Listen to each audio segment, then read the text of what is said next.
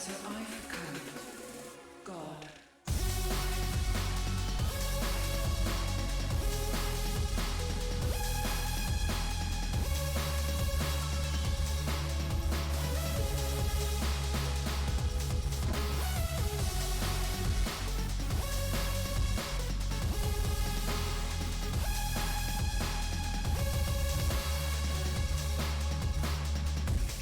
And so I've come.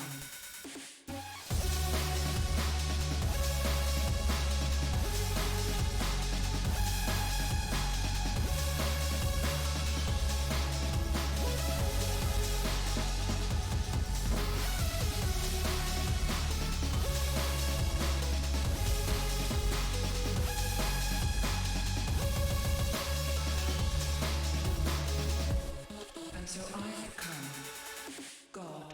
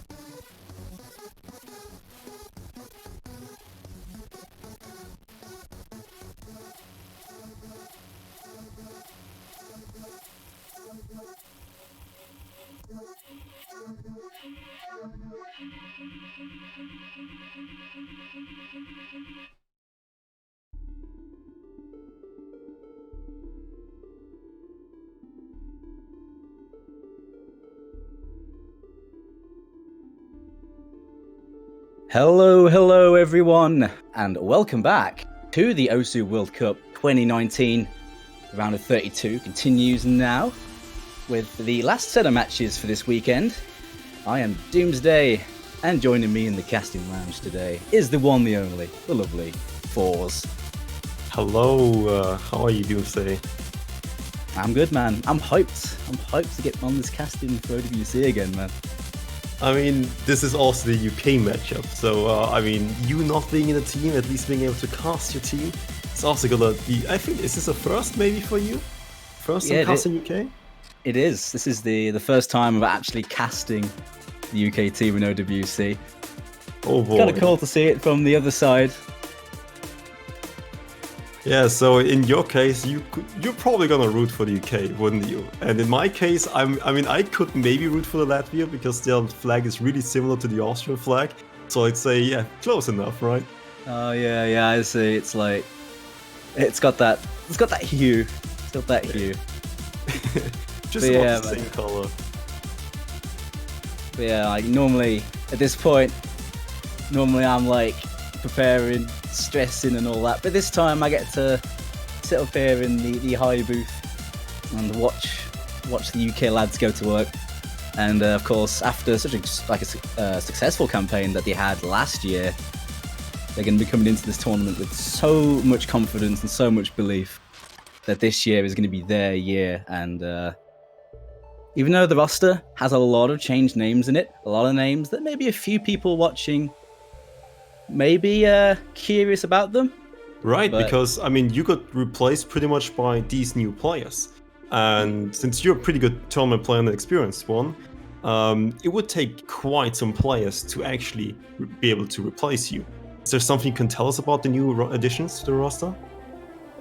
Oh yeah, of course the team this year has been rebuilt from the ground up pretty much. Everyone's been considered on a clean slate, and really this team has been built to be able to perform stronger in the late game. There's new players that have come in, looking at the likes of Blue, Majora, and Voss as well. These players all are putting the team to really perform at that high-end level. So I'd say this UK team probably has a little bit less in the early game than previously. But if they can get through to those late stages, that's where I think this team's really going to shine. But of course, they have to get there. And the first roadblock is going to be this Latvian team. Oh boy, and while we're talking, we're gonna jump right into the first warm-up, which is which team's warm-up is this one? Probably the UK. I just BBC in the background. Oh man, I mean, I don't know. Maybe they show EastEnders in Latvia. I don't know. Might need to ask Waywin that. The EastEnders, oh boys. Is this a reference to something specific? Yeah, EastEnders, it's like a really popular soap opera in the UK. It's been running for like 30 years. It's the theme tune's like super. It's a bit of a meme in the UK. This is it one of those shows which just doesn't die? Basically, it's one of those shows that like everyone's mom and grandmother watch, and they all read about it every week. It's one of those shows. And look at Latvia. Oh, I'm sorry, Lavita actually winning this one from the UK side. I mean, oh man, UK, they're not going to take this lightly. They're losing on the EastEnders theme. This is sacrilege. Yeah, this is losing on home soil. I mean, it's gotta be hard living with yourself after that. Goodness me. I would argue Latvia currently has the mental edge, and I think in general. Okay, wait a second. Let's look at their warm-up first, and then we can talk about the Latvian players. I mean, I guess it's another one of those country-based warm-ups, right? I'd take a wild guess. I'm seeing that map for Mr. Waywin. I just see Waywin. I see a language I don't understand. This is something we don't really necessarily know about. We don't have an insider from the Latvian team, unfortunately. We do have one for the UK team. But yeah, just let's talk about the players and just the team in general, because this Latvian roster was not present in last year's OWC. They didn't make it in. But they did make it in 2017, which with a slightly changed roster though. In general though, for this year, players to really look out for, which performed really well in the qualifiers, is mostly Wild Tom. He's currently not in the lobby, but Wild Tom has performed the best out of any Latvian player in the qualifier. They did get 31st seed, so it is, I mean, it's definitely on the lower brackets, obviously the second to last seed, and that's why they're facing UK, because the UK was the second best seed. It's gonna be an uphill battle, but I mean, let's see what the Latvian can show us, because Turkey, for example, showed up and actually got the first point off of the US. Oh, anything could happen, you know. I mean, this Latvian roster, they do have a few solid names in there that you do see a lot in tournament play, or at least certainly in the past. Looking at names like Emula. Emula was a very active tournament player. Not so much in the last year, but definitely put some very solid performances in like early 2018 and 2017. Very solid hard rock player. Players well like Waywin, of course, is fairly well known. Known more for his love picks, but he's a very solid mechanically focused player. Quite versatile as well.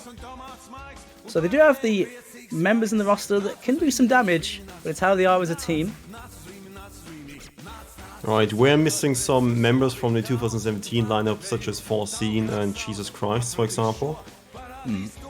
But with the addition of people like Wild Tom, I think, in general, is this an upgrade? It's a bit hard to say. We definitely need to look at the performances for now, and 2017 was definitely a different time, with like the way seeding worked and the way just the pool difficulty scale and stuff like that. So endgame, for example, UK's lineup, if you look at it and being just created for the end game, I think it's definitely gonna be a huge advantage this year, because you just get early to that end game pretty much. Yeah, because the way the map pools are, they're much more difficult this time in the early stages. And plus, because of the fact that it's going straight into a bracket stage, the maps are going to get harder a lot quicker, like you said. So the early game isn't as important, perhaps, as in previous years. It could still play a factor here. It is up to Latvia to put the work in, though. Of course, they did well on Hidden in the qualifiers. It was that Hidden performance that got them into this stage. It was that strong above the skill sets. So, but that's going into a team like UK, who have a very decent Hidden roster.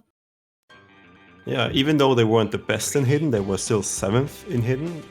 They were the best in Nomad and Double Time though. So that's probably something we're mostly gonna see from the UK roster, but I would reckon we could probably see pretty much anything except for maybe not really Hard Rock. No, I don't think we'll see too much of that from the UK in this matchup.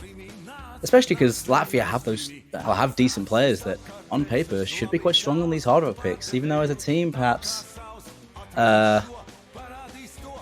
Hidden was their strongest suit.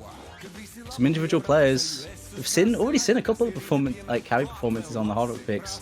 Not necessarily the small circle size Hard Rock we saw, but something like Hard Rock 1, a more consistency-based map, could possibly bring that out if the stars align. Ooh, and did I miss the ban rules or like the bans? Or are we just starting to ban? Oh, no, the bans are coming in now. now. Okay, that's the ban. Yeah, okay, that is the Hard Rock 1 ban from the UK side, which you were talking about. Maybe if the stars align, is it gonna be removed quite swiftly from the pool? That's a bit rough, actually. Yeah, that would have been a good pick for Latvia. A good target ban there from the UK. Latvia gonna ban Hidden too. Understandable. If you don't want to practice the pick, don't want to practice the rhythm and to just understand the map properly, it's the easiest to just ban it. Well, yeah, you probably want to ban the Approach 8 against UK. I mean, even if your best mod in quotes was Hidden, it doesn't matter if it's your best mod. If the opponent is just that much better on it than you and you will 100% lose it, it's worth a ban at least. Yeah, no doubt. I don't think you'd want to risk the AR8 against the UK. Have a very, very strong Hidden roster on those low approach rate picks. Plus, players like AJT have come in from maps like that. He's a very solid reading player and solid, weird tech aim player, which should come to the fore in the later stages as well. But for those weirder picks, he's definitely a strong trump card the UK have this year. Right, he reminds me of like a mini digital Hypno, because towards the end of my tournament player lifespan, I noticed him and actually had to play a match against him. And I have to tell you, it wasn't that fun. It's not friendly. Yeah, he performs really well in pretty much anything you throw at him, really. So that he's becoming a sort of the UK's digital Hypno. He's just so underrated. He's just missing a few dozen badges, I guess. Yeah, needs to build them up, but I'm sure that'll come with time. Right, if you can't beat him, just join him, right? You can just join with Digital Hypno and have like all the badges. Oh my god. Imagine the team with Digital Hypno and AJT, that would just be disgusting in like a 2v2. Oh boy, Goodness add caseless to it and you're like, yep, this team's not gonna lose. Thank you very much. I also appreciate the Latvian, what would you call it, like the great background music here. Yeah. Quality warm-up picks from both of them. I approve. Right. And we do see, after all the banter and all the potential team creations we thought of, we're actually gonna start with the match itself. It's gonna be the first pick. It's gonna be Your Dynasty, and it's the Hard Rock 2, the C6.5 map. It is one of the easier maps. In the pool, it's mostly just about the small circles and not being nervous. And there was actually a interesting point which Aza said when I commentated with him. It's if you start with the CS6.5 as the first pick, It's like the first pick, or like just the first map itself, is always like the big question mark. It's like everyone's really nervous. And then you just pick a CS 6.5 and you take advantage of that nervousness. Which the Canadian team definitely did in their team, picking the best mod of the opponent's team as the first pick, and then actually winning on it. And the US actually does it too. Toy actually also said that he does it a lot against teams, just going for the CS 6.5 right out of the gates. Yeah, it's the mental game, isn't it? It's a good tactic to use. People going into a match being like, oh, I want to play all the stuff I'm comfortable on. But if you throw them straight into the eye of the beast, so to speak, it really helps clear your head, especially if you win it. And speaking of that, actually, the first map here to start these two teams' campaign, and the UK side featuring 3 of their new players in the first map. Oh boy, that's a statement, right? I mean, this is CS 6.5. You would maybe expect, hey, Bobbleman, he's got a big tablet area. His aim is pretty precise, isn't it?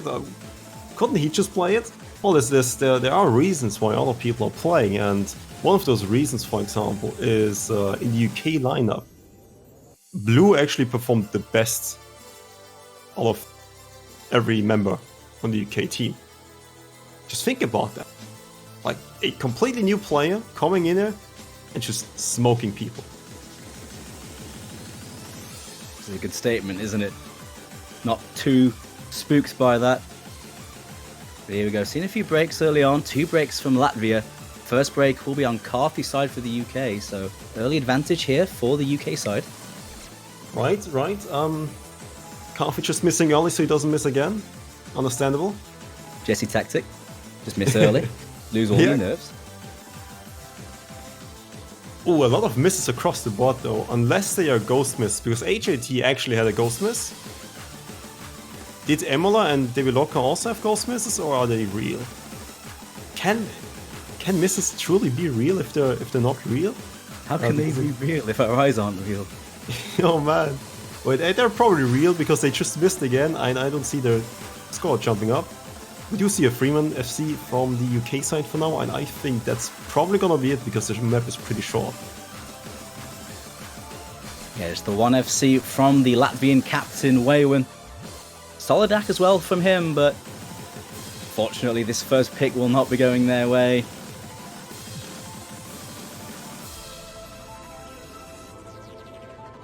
And look at that, Blue actually getting the only FC in his team. His team members did do the damage though, like they got pretty good scores across the board. Around the 800 to 900k mark. Waywin did try his best, getting the second best score in the match. But it was just the team effort of the UK triumphing here. Yeah, they had just a little bit more. Some early breaks from Latvia cost them. But in the end, the 1 FC to 1 will give Latvia some hope. Wasn't too much in it in terms of those FCs, and Waywin certainly, that's the start he personally would have wanted, and he keeps it going. Right. I mean, while Blue did get a pretty good performance, I would actually say that the UK should have probably performed a little bit better on that pick, judging by the difficulty of the map itself. You would expect a tad better performance of a of the second seeded team, right? I hope that was just uncharacteristic misses, and we'll see the UK dominate throughout the match. But Blue definitely stepping up, being a new addition to the roster.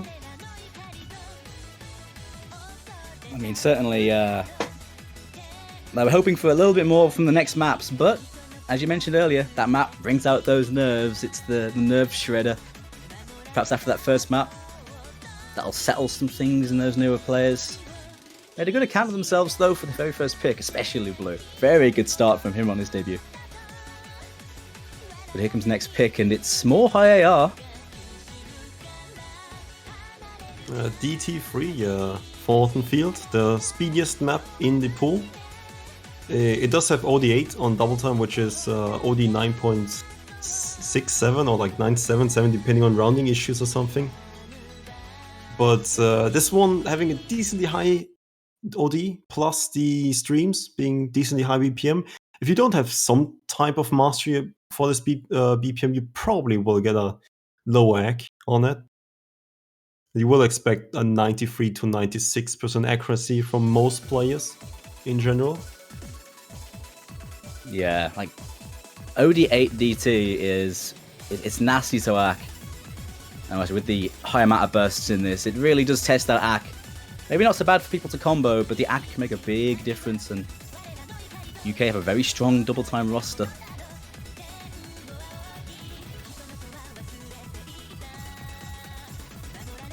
I just see the same four playing this for Latvia that played the previous map, but we saw some swaps from the UK with Mo Yandere coming in for AJT, one of their DT mains. Yeah, this definitely shows you that the UK has more specialized players and a clear structure of which players to choose for which mods, while Latvia mostly is trying to do their best with like the roster they just have.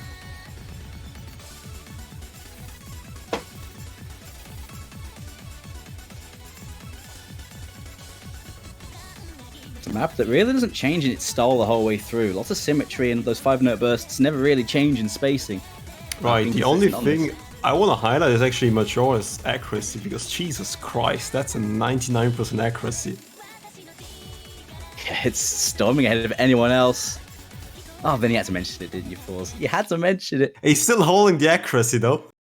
Oh, well, he is, yeah, but you know, pretty huge here for Latvia, though. Yeah, seems like the tournament client also wasn't happy about Majora missing, so it just stopped. No, it was in shock. How could he have missed? For now, it actually looks Blue and Majora both missing.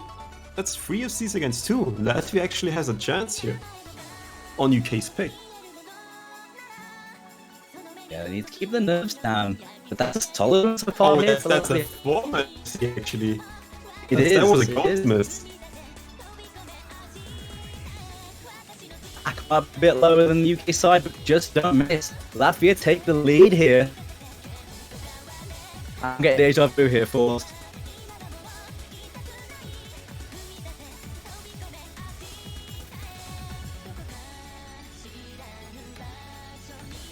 Oh, those are brutal misses though for Latvia. They're Loka and Embula fanning low breaks, but it's still 2 FCs to 2. Minor combo advantage for the UK.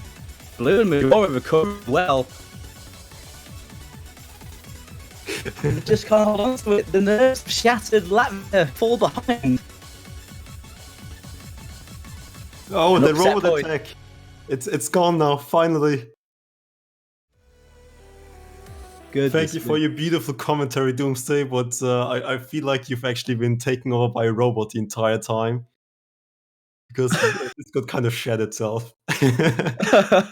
We fixed it though, we fixed it. Take me to your leader. Exterminate, exterminate. Well, even the robot knows that UK have won this one. Exactly. Oh, it's double FC from the UK side. Unfortunately, there was some misses towards the end. There was an option. There was definitely a possibility for Latvia to win it. Pretty close, but unfortunately, they didn't quite make it. But it is definitely a lot more competitive than you would expect it to be. Yeah, I wasn't expecting that to be as close as it was, but Latvia putting in a really good spot for themselves on that pick. 4 very high combos. It was just unfortunate. The nerves shattered after that break. But again, gives them hope to take something in this matchup. Right, I was about to say that UK banned Hard Rock 1, which definitely showed they don't really want to play Hard Rock, and Latvia playing Hard Rock 2 immediately after, or picking that rather. They would most likely go for free mod, because that's the closest you can get to Hard Rock. Because you probably don't want to go hidden. You banned one of the hiddens. You probably don't want to go hidden against UK. You probably don't want to go DT or no mod, which they were literally first in. So free mod is pretty much the best way to go if you want Hard Rock to be the thing you attack on the UK side. Yeah, no doubt. Let's those mod players really shine as well, of course. You can't just spam Hard Rock on everything though than previous years. Someone has to pick Hidden, and someone also has to pick Hard Rock or Hidden Hard Rock. But I imagine we might see a few more of those from these teams, apart from Right. those base level mods. I think on this map, I would actually expect most people to just go the mandatory mods, maybe opting for some more hard rocks than hiddens, just for the comfort. Because I don't think this map is too hard on hard rock and would give you the ease of just being comfortable on it compared to having it on normal or hidden, which is approach at 9 flat on 220 BPM, which it's quite easy nowadays. I mean, sure, you can call it high density, but back in the day, back in my days, when we clicked squares instead of circles, we were happy with approach at 9 flat density. Okay, thank you. But nowadays it's pretty hard, and you're just not used to it, really. You see 2 hard rocks from the UK side and 3 hard rocks from the Latvian side. It's just a modern way of going about it, I guess. Yeah, for sure. I mean, for the players that would main Hidden Hard Rock, there's almost no reason to not take Hidden with that Hard Rock. But yeah, of course, lots of Hard Rocks coming out on the Latvian side, as we'd expect. They actually, with the mod advantage, what we're looking at here, I think on the whole, they do have the mod advantage. Right, yeah, we do have 3 hard rocks, which is the 1.1 multiplier, and hidden being 1.06. I would definitely imagine. I mean, I would have to whip out my calculator and just create a equation there, but my gut feeling says Latvia has the advantage. Yeah. Like, so 2 Hiddens, 2 Hard Rocks essentially on UK, 3 Hard Rocks, 1 Hidden for Latvia. So ever so slightly more. But that only matters if they can combo it. But forcing some of the UK guys on that Hidden on this denser map might be perhaps the trickier pick. Right, but there's one interesting thing you see currently on your screen, because literally everyone has no fail. Yeah, Doomsday, are you aware of the new no fail rule? Oh this yeah, tournament? yeah. Yep, of course. Players can take no fail on any map on Score V2. It doesn't reduce your score because that's done to avoid failing out, which previously years if you failed out at the end, your score didn't count. So there's almost no reason to not take no fail on everything. Yeah, but it is an option, mostly due to a compromise between the O staff and the tournament staff. So currently it is optional, but as you see, this is probably what we'll see going forward. Alright, but the champion back into the match. Mega Wino did miss early on, and Waywin also just missed. So currently it's the mod advantage doesn't really tell you a lot about the match. Oh, well, unless obviously the HAT misses, which then, Blue misses, which also equalizes the misses and the FCs again. Thank you very much. The Force bringing balance is the yin to the yang, dude. Right, balance in all things. Yes. Still not quite balanced though, because the 2 FCs are the Hidden Hard Rocks here for the UK, and they're holding some superior accuracy with their runs too, so they can make full use of that difference. Yeah, all the no mods and hiddens just missing so far, while the hard rock staying strong, really makes you think, doesn't it? Yeah, it really gets the noggin jogging, doesn't it? It's like, Oh, and there's another hard rock miss from Imola. Yeah, that jump caught him out. And that really is going to split things up. And they saw the break as well, if they opt to. A lot of players actually block out the scores and the breaks now, which does make sense. But not everyone does. And if they saw it, they know that they are in a strong advantage now for the UK. Yeah, splendid accuracy coming from Coffee though, the 99.59%. Don't forget, hard rock does increase the OD, which means ecking is gonna be harder. Makes those plays all the more impressive on those Hard Rock players. And it is the 2 FCs with the Hidden Hard Rock on the UK side, Majora and Carthy. Very solid stuff from those two. Very, very nice act from Carthy there, though. 5 100s.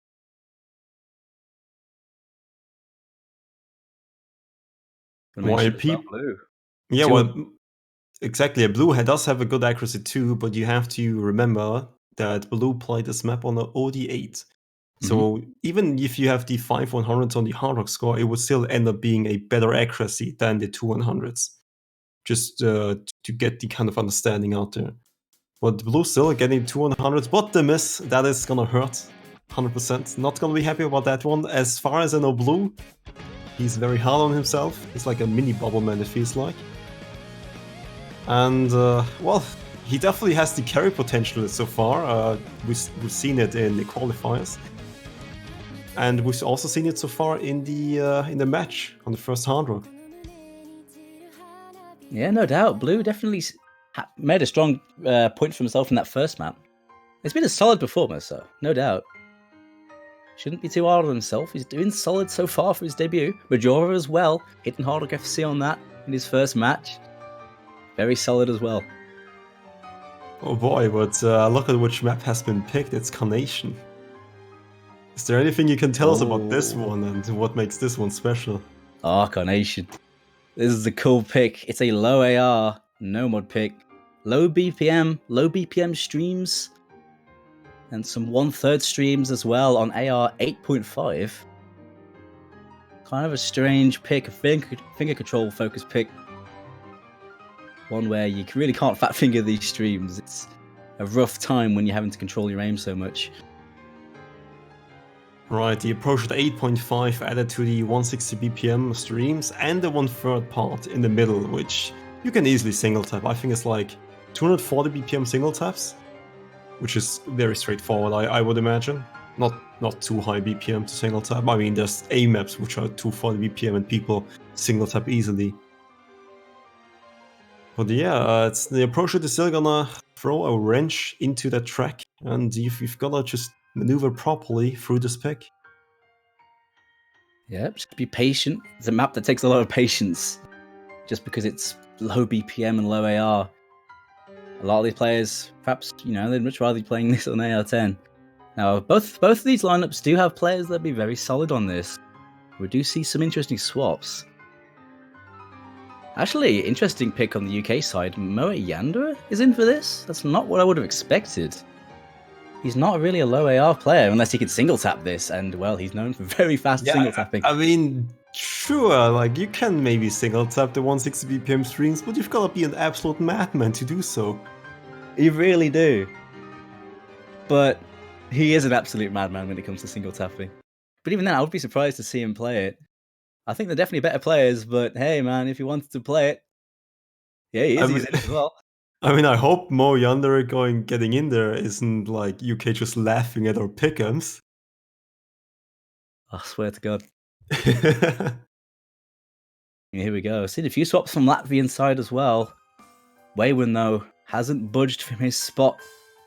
He's been very solid so far for the Latvian team, Waywin. Playing very well so far. Right.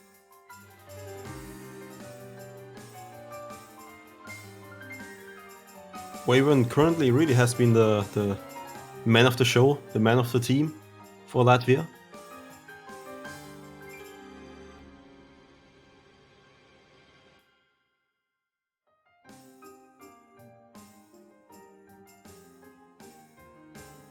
It's a nice slow intro to ease us in. But the streams will be coming out in just a moment. Right, while the music just kind of tries to like get you in the groove and just relaxes you. Some of the streams happen and you're pretty much like missing, just as Honich, how do you pronounce him? Honich?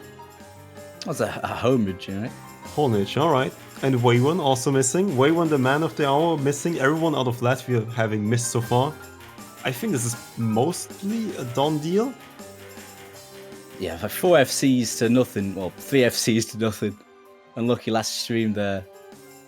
But yeah, at this point, with the slow part coming up, I don't think there's much room for Latvia to pull a miracle on this pick.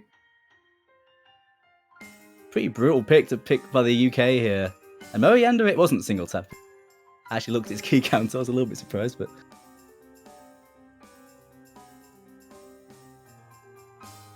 Those 2 FCs, though, with very comfortable accuracy from Carthy and AJT. Oh, a lot of misses across the board and you won third parts, but Calf and AGT still holding strong. Never mind, it's just Calfie now. But the damage has been done at 700k points in the UK's favor. That space stream there, one of the harder parts of the map. They did catch out a bunch of people, but it's the old head playing in this matchup. This matchup's featured a lot of newer names for the UK, but Carthy has been leading from the front. Another very nice FC for him. And that is a dominant performance on their own pick. 1.2 million in the lead. Very good pick against this team. Countered Latvia pretty well.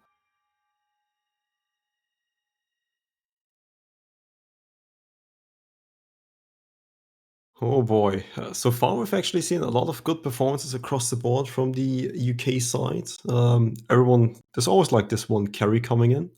We haven't seen Bubbleman or Spare yet, which might be because of availability, or they might have more information than we do, which is maybe this foreman roster or lineup on this map, for example, performed the best.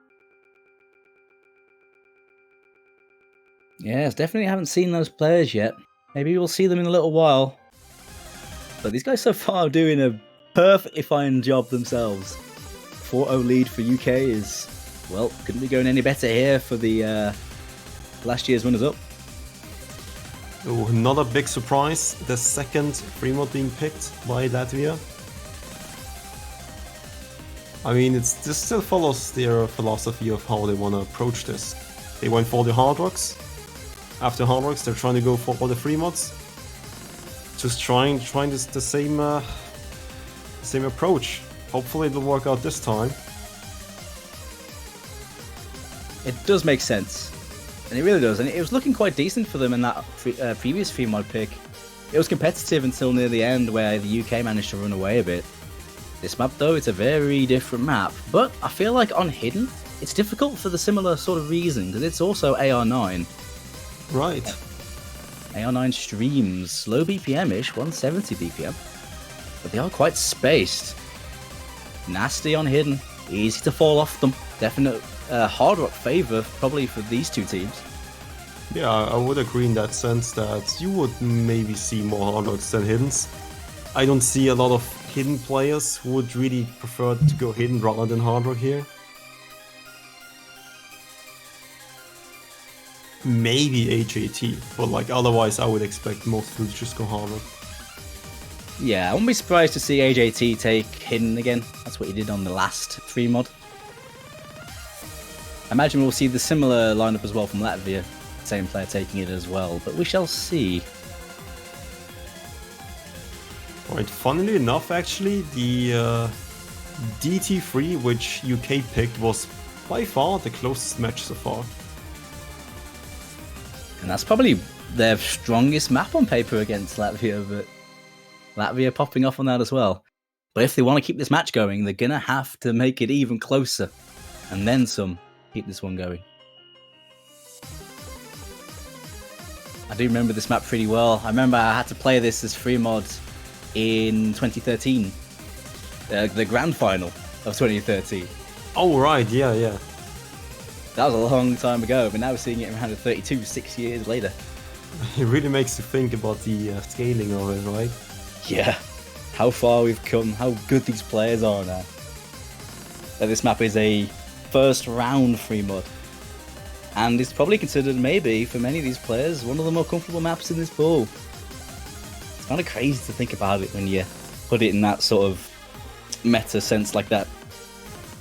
Right, if you really put the old maps into context, then sometimes they just look so alien and just the skill sets. It's back in the day being a really calm and interesting pick, and nowadays it's like, yeah, you should just slap hard rock on it. Otherwise I can't play it. Yeah. Like straight up people finding it easier on hard rock than no one. Yeah. But we do see two hiddens from Latvia. That's interesting.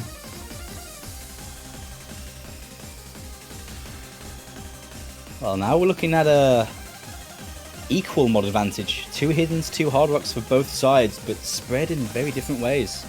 We are seeing the same lineup from the UK with the mods, but Yeah, Mega Wide Note taken hidden. Is it a ghost miss or a true real miss from Coffee? It seems like I think it's a real miss. Yeah. Oh boy. Fourth jumps here. Oh no, that's a ghost miss by Mega. Oh, is it? But is it a real miss now? Because I think there was a ghost miss followed up by a real miss. Well, it's definitely 2 FCs to 3 now. Advantage UK on match point for them. More streams to come. This map's pretty relentless. Quite short though. Back and forth jumps here, kind of awkward. They don't catch anyone out.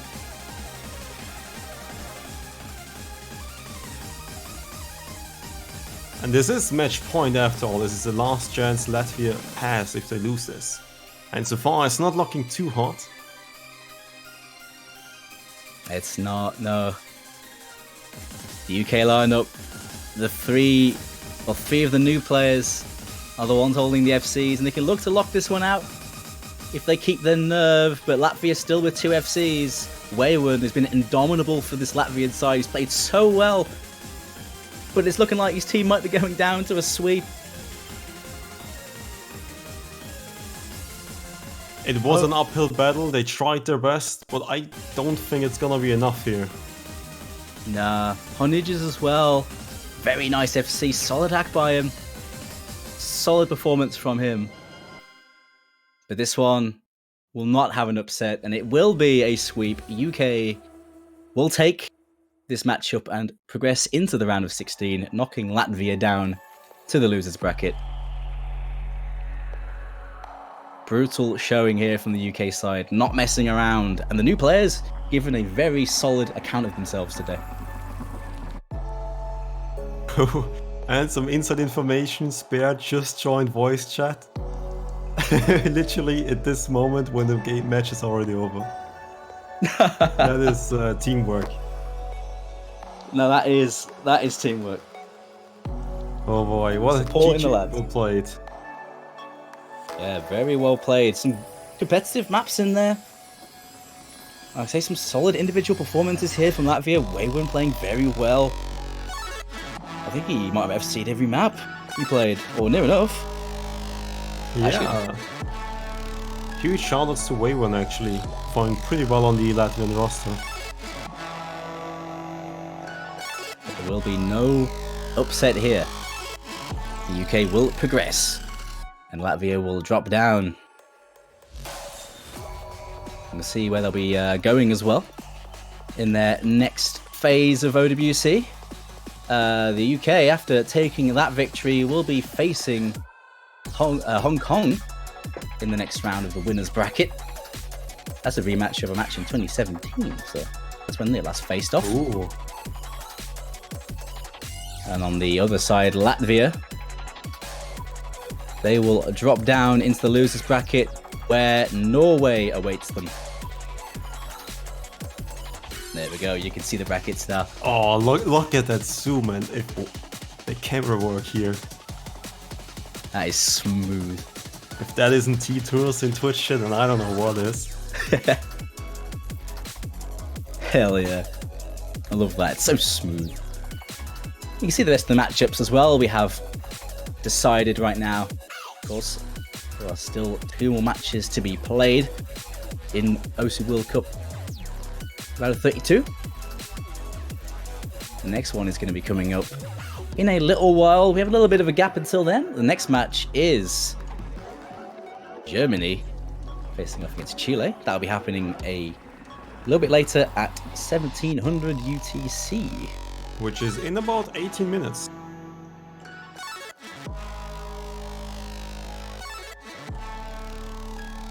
So the bigger question is, how motivated are you currently, Doomsday? Because we can gap the time. We're talking about the players, the tournament so far. Is there anything which caught your eye, anything interesting in the tournament? Oh yeah, because I've been following along. I've been taking lots of notes while lurking in chat about what things have been going on. Oh. Yeah. And actually one thing I'm kind of surprised about so far is even though we just saw a sweep, there's actually been a lack of sweeps so far this weekend. There's only been a couple of them. I think there's been 3 in total, right? Because Australia swept Finland in the Australia, Finland, South Korea, New Zealand, and UK, Latvia. Yeah, just 3 sweeps so far, which is pretty interesting considering that you would expect more sweeps this time around because teams are actually seeded by their true performance from the qualifiers. But then you have stuff like Turkey versus USA, where USA just kind of loses a point. Well, you also have something like Brazil versus Belgium, where Brazil did kind of throw a single map yeah. on purpose, right? So just to screw with people to pick it. Yeah, like so there's definitely been that one anomaly map in some of these skewed matchups. I mean, no doubt that map from Turkey, though, that was no anomaly.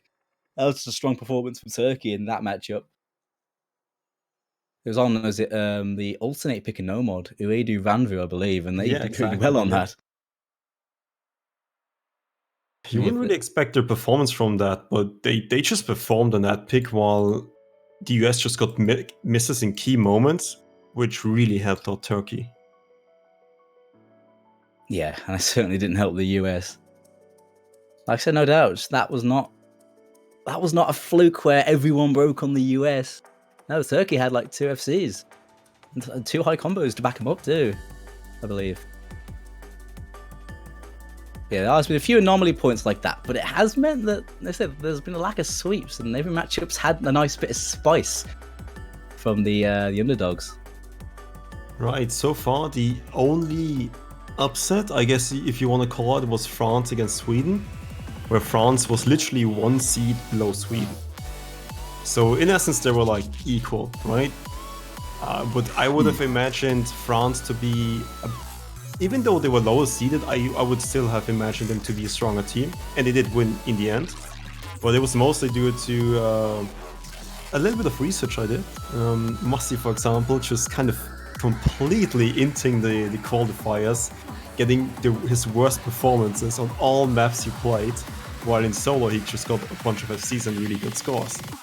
So that just kind of dragged France down a little bit, and just a few other underperformances which weren't called from players which weren't called Poon. So the France definitely stepped up and showed, yeah, they still have this and they're trying their best, but they will face US in the next round, which is, I mean, you tried your best, and I mean, I'll still root for you. Give it your best, but I don't think you're gonna make it through the US. They still have a losers bracket, as does everyone who actually loses so far. So this is the round of 32, and there is a losers bracket. So if you lose, you're still not out of the tournament. So each team still has another match to play if they lose this one. It's really cool to see France come good in these early rounds, of course. Like this time, they faced Sweden, and Sweden, gotta mention, Sweden looked very strong coming into that matchup. Right. Their qualifiers were so strong. They were punching well above their weight.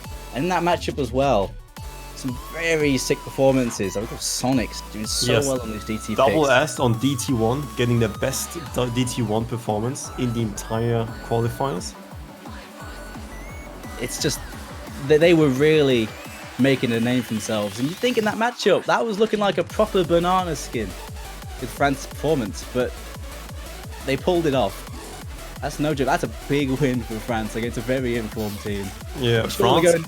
They're going into that match against US, and no doubt it's a scary one.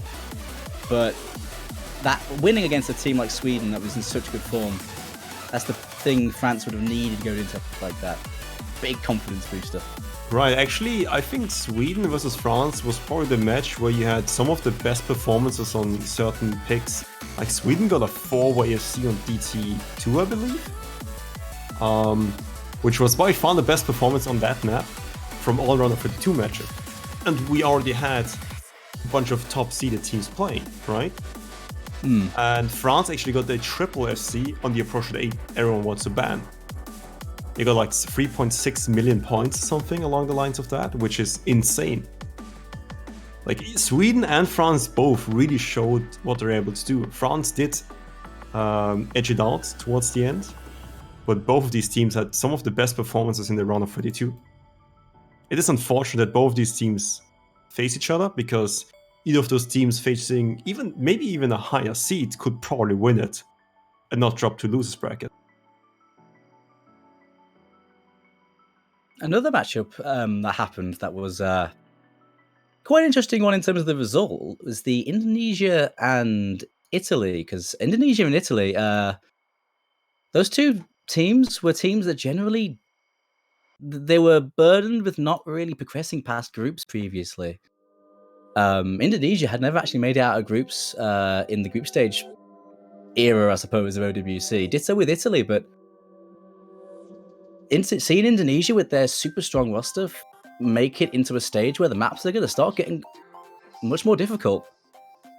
There's a big question mark on how they're going to be, because they've always had a very strong roster in terms of highly ranked players, right? Right. And their roster this time, it's full of very highly ranked players. They have a top 4 of 2-digit players. And as those maps start getting harder, finally, we could see some of those players start flexing a bit in the matchups they have. Now they managed to actually get past Italy. It was a very close matchup, mind you. But now they're through into the winners bracket. They're gonna have to face either Canada or the Czech Republic. Yep, that's going to be played a bit later, of course. We're bringing you that match today. Right. But I would reckon Canada moving onwards. I mean, having the, I think, 4th highest seed. Yeah, they were 4th. Yeah, they really did well in host qualifiers. Yeah, that's also going to be an uphill battle from the Indonesian side. I think it all does depend on how that map pool looks, which we'll be bringing to you guys on the stream later. Right. I got a bit of an inside information that originally was planned for Kano, Dooms, and I to commentate the showcase. It will most likely just end up being us two, Doomsday. Unless someone else joins and is like interested in chiming in. Oh, okay.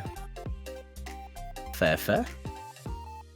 Sounds good to me. Shoot the wind about the bangers you and Kano and Zilver have put together. And they better be bangers, or else I'm gonna just be quiet the entire time. But yeah, man, regardless of who Indonesia faces, it's gonna be a scary matchup, but I am very curious how Indonesia would do against a Canada who have been in such good form if they can get past Czech Republic later. Right. I mean, I would reckon Canada is gonna be able to get past Czech Republic. I think it's more of a question of what's gonna be the tally up? What's gonna be the score? Is it gonna be 5-2, 5-3, or is it gonna be a 5-0? How strong is Canada gonna look against a different team? And how strong is Czech Republic gonna look? That's also a big question. Yeah, Czech Republic did play last year. Talking about the match that happens a little bit later, the one that happens after the Germany-Chile match.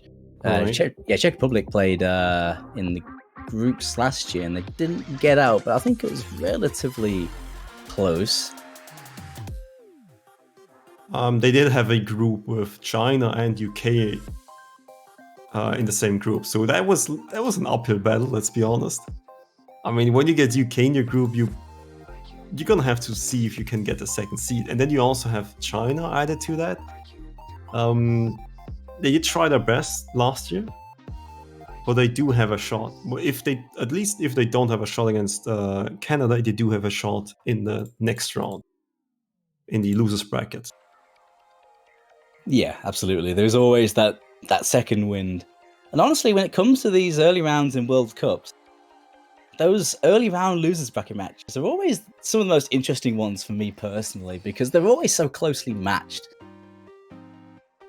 Yeah, especially this time around with the seeding. Usually, or sometimes you might get a top seed falling down to the second seed, and then having like a huge just matchup in the round of 16. And then obviously one of those two big teams losing and then just clawing their way up from losers bracket where all the other teams are. And just like this one mismatched top seed is kind of like just stomping its way up to the grand finals if possible. But this time around, I think losers bracket matches in the first round should be really interesting. Yeah, no doubt. We're bringing those to you next week, of course. I don't think there were any huge mismatches or like just a team which didn't really deserve its seeding. No, actually, the qualifier seeding actually did a really good job, I think, of organising these teams on paper. I mean, normally, you know, in the past, you'd be looking at teams like, say, Hong Kong that always get low seed and unseeded, and they're basically a high seed team in terms of ability. Right, yeah, but this time around, Hong Kong seed is. Let me quickly find them. Because it was a solid seed, I recall, right? It was Yeah, like I think it was like middle of the pack, which kind of is where they deserve to be, maybe on the a bit higher side. Yeah, they were seeded in 15th, so like pretty much middle of the pack. Yeah. Yeah, it's like bang in there, yeah. Usually, if they get seeded by PP, which they did get seeded by the previous years, they would be lower seed, I believe. So they would be 24th to no, that would be low seeded. They would be somewhere around actually 16 to 24th actually, yeah. But this time they're on the kind of, if you call 15th, I think you can call it like already high seed, right? Yeah, I mean, Which they would have never gotten. yeah, in theory, if there was that sort of seeding, which there isn't, yeah, it would technically be a high seed. Actually, before we get stuck into the next matchup, which is happening in 5 minutes, I just want to go over a couple of the MVPs from some of the earlier matches because there were some very solid performances. And I want to I want to highlight a player from Romania, Badu. I'm looking at some of his stats, and goodness me, 99% max out of 8 maps played. What on earth is this madman? I just want to point that out. He played, of course, in the match between Romania and Japan. Played all of those maps. And FC 7 out of 8 with almost 99% max score is an incredible statistic for one player. Ooh, absolutely disgusting, actually. Like, usually you see these type of performances from, you know, obviously pretty good players in like 4 or 3 maps played, but he played quite a few maps, actually.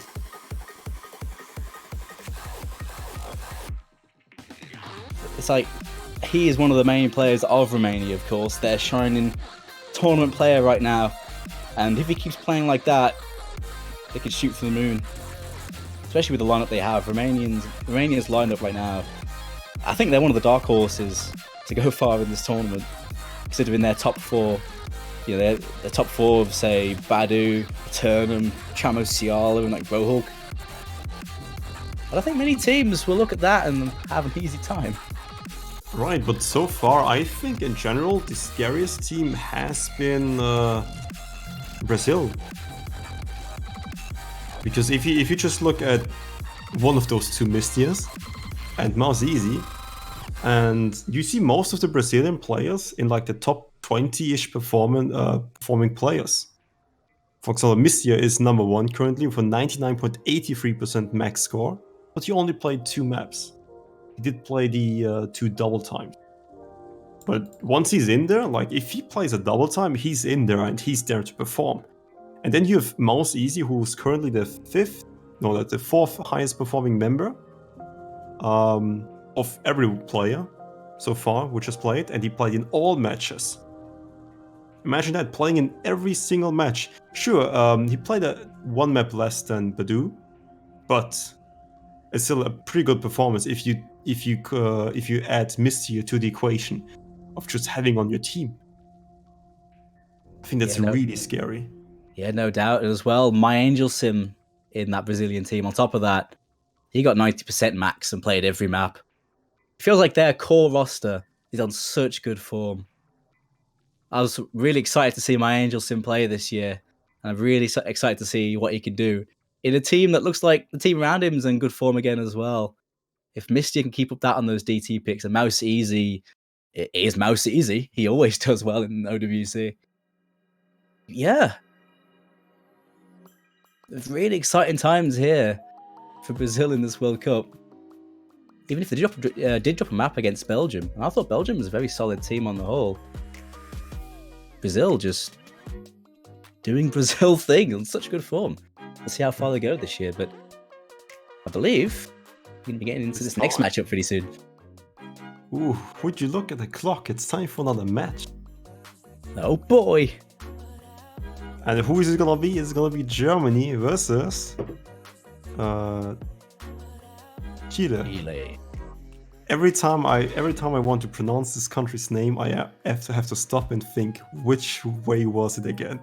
Every single time, it's literally only country it happens. And every time I almost get it, like I pretty much get it wrong every second time. So I'm gonna have to have you step in for me if I want to pronounce the second team's name. So I'll just be like, hey Dooms, I'm gonna talk about the second team's name, and then you're like just gonna jump in from the sidelines and saying, yeah, this is Chile. Yeah, man. See, that's the teamwork. That's the teamwork we have here in the casting lounge. Exactly. I mean, we're trying to emulate the UK side teamwork, which we saw in their matches, and now we'll have some type of teamwork, at least I hope, in the commentators booth. But talking about this match, what would you expect? Is there any player in particular you want to talk about? Any lineup? Is there something which is catching your eye, Doomsday? Well, certainly both teams have some recurring names. Probably more so Germany, but I'll talk about Germany first of all. They are on the left side. This German side, I'd probably say, and Germany have had some very good teams in OWC over the years. There hasn't been a year where Germany hasn't been very scary. This might just be their most complete roster they've had in OWC yet. It feels like they're not lacking for a fourth on pretty much anything. And in the past, they've lacked a fourth on some of those niche skill sets, especially Hidden as well. Hidden has never been their strongest suit, but they have players like Okinamo and Knally locking down that Hidden, especially if they get to the late stages where they can also really... Hello Watch, the Approach 8, he's really good at Approach 8 Hidden. Oh gosh, yeah. That, and also a high AR as well. Hidden Hard Rock, very strong player. Hello. Yeah, in general, I also think a lot of reoccurring players, obviously, but the strengths of Germany, if you just look at their lineup, is mostly gonna be Double Time and Hard Rock, and Nomad depending on the map. And obviously, by an extension for Hard Rock being a strength, it's also gonna be kind of free mod. Yeah, they can really flex on that free mod. I can expect a lot of mods coming out of Germany because they can throw those Hidden mains in there, and they can take Hidden for the 3 points. The Hard Rock mains can go in there, and they can take the Hard Rock mains. I almost feel like they don't need to take a no mod player in free mod for the sake of safety. They can take a Hidden player, and that's perfectly safe and reap the rewards of extra points. Right, Germany might not have the best Hidden lineup. They do have a decent Hidden lineup, obviously, when it comes to it. You just put in Okinamo, Dust Ice, Hello Watcher, and depending on what map it really is. But in general, I would expect free mod to be an interesting mod for the German side this year. Because players who specialize in one thing or the other can just go for the Hard Rock, and the rest can go no mod. Because they also have a really solid no mod lineup. Funnily enough, their best performing map was actually the alternate map, which I think just came down to performing on the day, not really them just being that much better on alternating than every other team, if you know what I mean. Yeah, I know what you mean. It is a bit of a toss-up on certain maps, but it's just in terms of previously, where you could poke holes in the German roster in previous years. Not so much this year. They've definitely done a good job at plugging those weaknesses. Although, they are still pronounced in times. I don't feel like they're obvious picks against them as much anymore. But alas, once the chips are on the table, we'll see how these guys do. I'm excited by this German roster. I think these guys could potentially go all the way. Right, but Doomsday, do you want to address the elephant in the room? which is where is White Cat? And all the people asking for where's White Cat? You want to clarify that? Yeah. So around White Cat, of course, White Cat recently jumped on the scene. Because of his situation, he can't actually play tournaments for a year, meaning he's not eligible for OWC this year. Depending on how the year goes, it's possible we could see him next year, but he's not eligible this year. Hence, he's not on the German team. Just to clarify anyone that was wondering. Right, and for now, I think we've got most of the base covered. We are having a few technical difficulties trying to get into the match. So I think for now we can just talk about the second team's roster, which is... What was the second team's roster? Like the country called Doomsday? This is your line? This is your moment? Chile! Oh, thank you, thank you. Hell yeah. Do you have any standout players? Any reoccurring players? The lads of South America. There are a few recurring players from maybe previous years. There is a glaring omission. There is no Mathy playing this year, who played for them last year. But there are definitely a few recurring names. Definitely a few I recognise. We're seeing Danny Desu in there. And also Deruz as well. Two very highly ranked players. Danny Desu is a very solid high AR and double time player. Strong rock for them. He's captaining the team this year. Among their lineup, they have some strong specialists. Zax Reed, a solid hidden hard rock performer. They also have the Dill crew. They have Dilson and Dilden. Vitoko changed his name to Dilden, so now they have some nice matching names on the Chilean roster. At least it's not as bad as Mystier and Mystier, isn't it? Oh no, it's not quite on that level. It's not quite word salad yet. Not quite. Yeah, Dilson, a solid hard rock player. In for those hard rock picks. There's also a player called... well, his name is Eno37. I wonder if that's pronounced No Thank You. Well, if it's no thank you, I think it would be a 39, wouldn't it? Is it? Oh. Yeah, the 9 would be Q, which would be a reference to the one Hatsune Miku map, wouldn't it? Oh, my memory didn't serve me right. I know, it's really close though, right? So I would just call him number 37 at this point. And be like, yeah, that's good enough for me, I guess. Yep, here, No 37, a hidden specialist. And also, there's actually another member of the Dill crew we haven't mentioned, because there are two Dilsons, Fours, you've jinxed it. Wait. Dilson and Dilson. And then Dilson. Oh my god. This is just trying to make our life hell, isn't it? Oh man. We've been thrown off. Yeah, because the Ruse actually renamed himself to the Wison, pretty much. He's got a big eye instead of an L. I mean, at least we can kind of tell them apart. I mean, gosh, yeah. If you look really closely, you see the L on the top right, and in the bottom left, you see the big eye. So we can call him Dilson and the Wison, or whatever what do you want to call it? Wait, so we've got like a Dilson. We have Dilden. Deeson. Maybe you could pronounce the Y-I as like a D. Oh, like a double I, yeah. I like can a see Dyson. I can see Dyson. Or Dyson, yeah. And then we have a Dilden. Dilden. Yes, these names. You know, man, I'm so dyslexic, but it's fine. I don't want to be biased, but I wouldn't mind if Germany wins this one, and then whoever faces Chile is also gonna win against them. I wouldn't mind. But I'm not biased, by the way. Please don't quote me on this one. Oh man, these names. But see, by the end of Chile's run, whenever that may be, they're gonna have a whole team of just the Dill crew. Yeah, I'm just glad we don't have Dustis and Dust Ice on the German side. Otherwise, I would just die inside. Oh my god! Shout outs to the times we kept mispronouncing Dust Ice. Yeah, justice for Dustis, wasn't it? Yeah. Oh man. For great Dustis. He's actually a player that a lot of people are going to be super excited about. He was arguably the MVP of last year's World Cup, Dustis.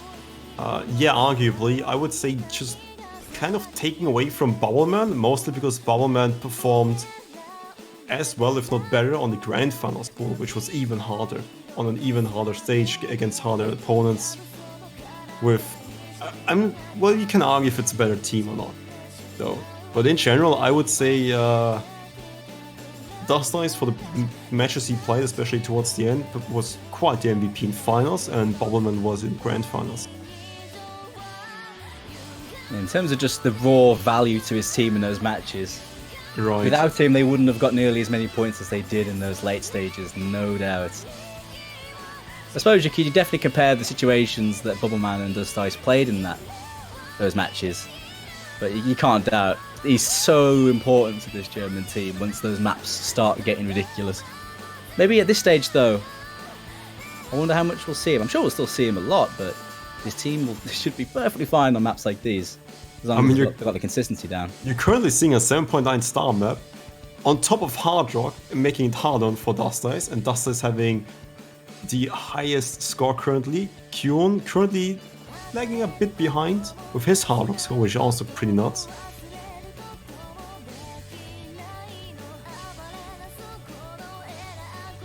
I'm not sure whose warm this is, because it is not really country specific. I don't see any Bratwurst, for example. I don't see Lederhosen. I don't see anything really German about this. So I would maybe expect this. I think Germany would be more of a country to troll than Chile, wouldn't it? I think so, right? I don't know. I mean, I know a lot of the South American teams always like to pick some. I mean, they already nice trolled medium us. warm-ups. Look at those names. I think that's already a troll, wasn't it? Oh, is that enough? They don't want to, they don't want to give us too much. Oh, Nah, wait a little bit of second. balance here. Oh, we had technical difficulties, so we actually skipped one team's warm-up, and I think that might have been Germany. Yeah, because obviously, why didn't I think of this? Obviously, they do have some maps prepared, like German rap songs. I completely forgot. Ah, right. Oh, rookie mistake. They got even more German rap. I think they had a similar theme to some of their warm-ups last year as well. Right. The thing is, those maps, even if there were memes, they were actually like pretty decent warm-up maps with those German bangers. I've seen some of those, and they're actually not horrible, which is pretty interesting. Oh, that's definitely not a troll warm-up though. A big warm-up map to really get the mechanics going. I mean, I would still argue it's a troll warm-up, because you wouldn't play our 8 stars jumps, not even the grand finals. I mean, that is a very hard warm-up. Oh yeah. Get used to just throwing your cursor around and being like, hey, let's just get everything relaxed and moving. Oh, ding ding ding. Jackpot hit by Chile, rolling 100. As you do. Oh boy. Alright, Dusty is deciding who's gonna pick or ban. Who's gonna ban first or second? They wanna ban second. Alright. Fair enough. Yeah. Probably due to the. I think banning second on this poll is gonna be more just a better choice. Because you wanna wait if they ban something in the hidden pool, especially looking at the approach rate hidden pick. Because if Chile bans it, then Germany doesn't have to. Because I think they would definitely ban it. I think they don't like approach rate 8 hidden in general. And it's one of those maps where if you practice enough, you can definitely outperform a team full of good approach rate 8 players which didn't practice. Yeah, I wouldn't be surprised to see that. We'll see how they pan out now, though, but Chile will take the reins. Because Germany banned second, that means they'll also be picking first. And that means Chile gets second pick, meaning that in the case of a potential tiebreaker situation, Chile get the last pick of that. which is a tactic that we're actually seeing a bit more in tournaments. People picking second to get that last pick for a potential tiebreaker. Right, But it's yeah. quite a strong mental little thing. By the way, you can actually ban second and pick second, if possible, like if both teams kind of go for that type of deal. Each team has a decision to make, so they can influence if they want to ban first, or if they want to pick first, depending on if they want to roll or not. Ah, fair. That's my mistake. But usually you see first pick and second ban. That's usually what we see. Alright?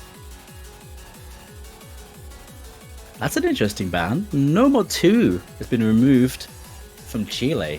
The Germany streamy is a pick. good stream. Yeah, that's the hidden 2 ban, which is to be expected. Yep. Rest in peace. I was just waiting for it. I think it's a good idea for them to not ban hidden 2 and just to go for something else, which they think Germany is really good at. Mostly because Germany will ban hidden 2. They just will. It doesn't matter which stage, against which enemy, they're just gonna ban it. That's about it. Yeah, I suppose you wouldn't want to trust the streams though against this German side as well, as you mentioned. They are very scary on those streams. But I feel like that sort of map does suit a few of these Chilean players as well. But even then, I guess Germany just have such a strong 4-man roster for streams. It's not a bad ban by any means, but it leaves some of the weirder maps open, especially that DT pool. Germany are going to go straight for it. Alright, and you see the... I mean, would you go DT against Germany? It really depends. If you truly think you can 4SC something, I think it's a good idea. I don't know, Because yeah. Then it's just up to consistency and not really to like complete domination and skill on that mod. Which usually you see proficiency in a certain type of skill set in terms of accuracy. And you can still miss, like even if you're really good at a mod, it's a lot easier to get accuracy. It's also a bit easy to be consistent on it, but usually you see on a good player, you see one miss and then 1 or 2 hundreds, rather than 10 hundreds for like FC easily. It's just usually the way a match goes. Yeah, I think in terms of just raw comparison on this map though, this being probably one of the more standard, more comfortable DT maps. Between these two teams, I have a decent DT roster. Chile, pretty decent on the DT. It could come down to those act differences and the minor misses, but would I pick this into Germany? I don't know, man. I don't know. But it is first map. It was their best mod, right? And if this is the kind of same strategy of trying to pick the opponent's best mod, first pick, and see if you can like get something out of it. I mean, this is CS4 and really, really generic, and I would reckon really easy for Germany. They've got a solid form and lineup currently for it. I don't think they'll be nervous enough due to the experience they have and just the type of skill they have. Well, if it pays off for Chile, then we'll see how it goes. But that's 3 early misses from Chile in the intro. Slow start for them, but this map's relatively lengthy. Doesn't really change in style. Plenty of time for a recovery, possibly. Right, but you don't want 3 really early misses against Germany, because they'll just take it and run away with it.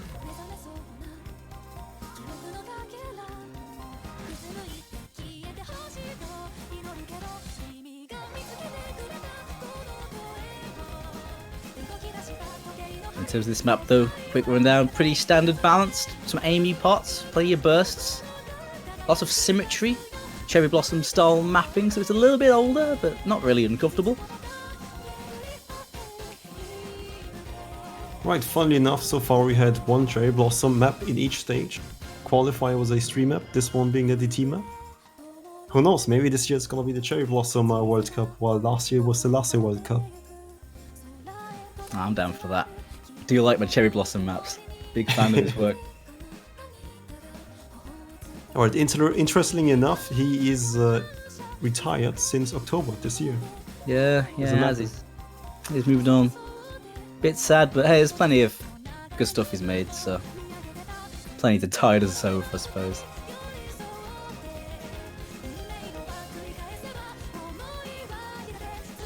Currently No, still- no early game shakes here from Germany. Look at them go. Yeah. I mean, Germany, just doing Germany things. This is what you would expect. Is this gonna be the 4AC though? We did see Sweden, I think, 4AC this. I will have to check though. Can they beat Sweden's top performance? Because at this point, I think it's over. It's almost like it's 800,000 points difference, and the map is almost over. Yeah, the early misses stung, and then a couple middle misses from Dyson and Dilden. I think I got that right. I've Yeah. kind of stumped them, and yeah, the German team, no mercy. 4.6 million points. Sonics with 1/100.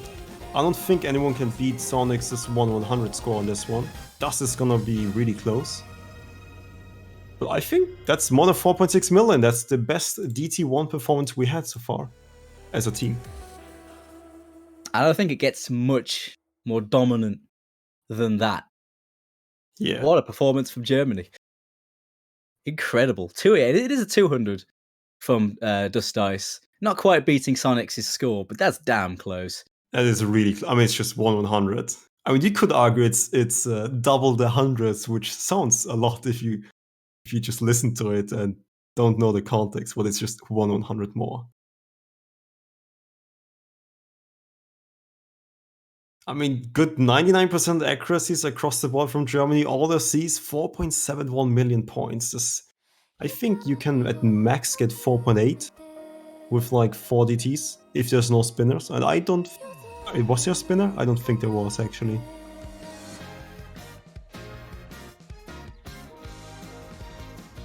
Well, yeah, that's the first map out of Germany. Already setting a strong statement there, being, yep, we're trying our best. We're in this to win it. Yeah, And no they're- messing around. And they're actually gonna go for the C6.5 map. That is interesting. I like it. Mixing it up from normal circle size speedy to small circle size not so speedy. Right. Chile, actually, I would have expected Chile to probably go for the C6.5 for just the opening pick, but they didn't. There was probably a bigger reason behind it. And perhaps it was because they just don't have the hard rock players. And if you look back to the qualifiers, hard rock was their second worst mod. They were 28th in hard rock. Slightly better than no mod, which they were by far the worst. But they don't look like a solid hard rock team, in essence. So, still, Germany has hard rock players. Sure, they have Kagami, they have Hello Watcher, who's a really good hard rock player. Kanali, Bjorn also coming in here.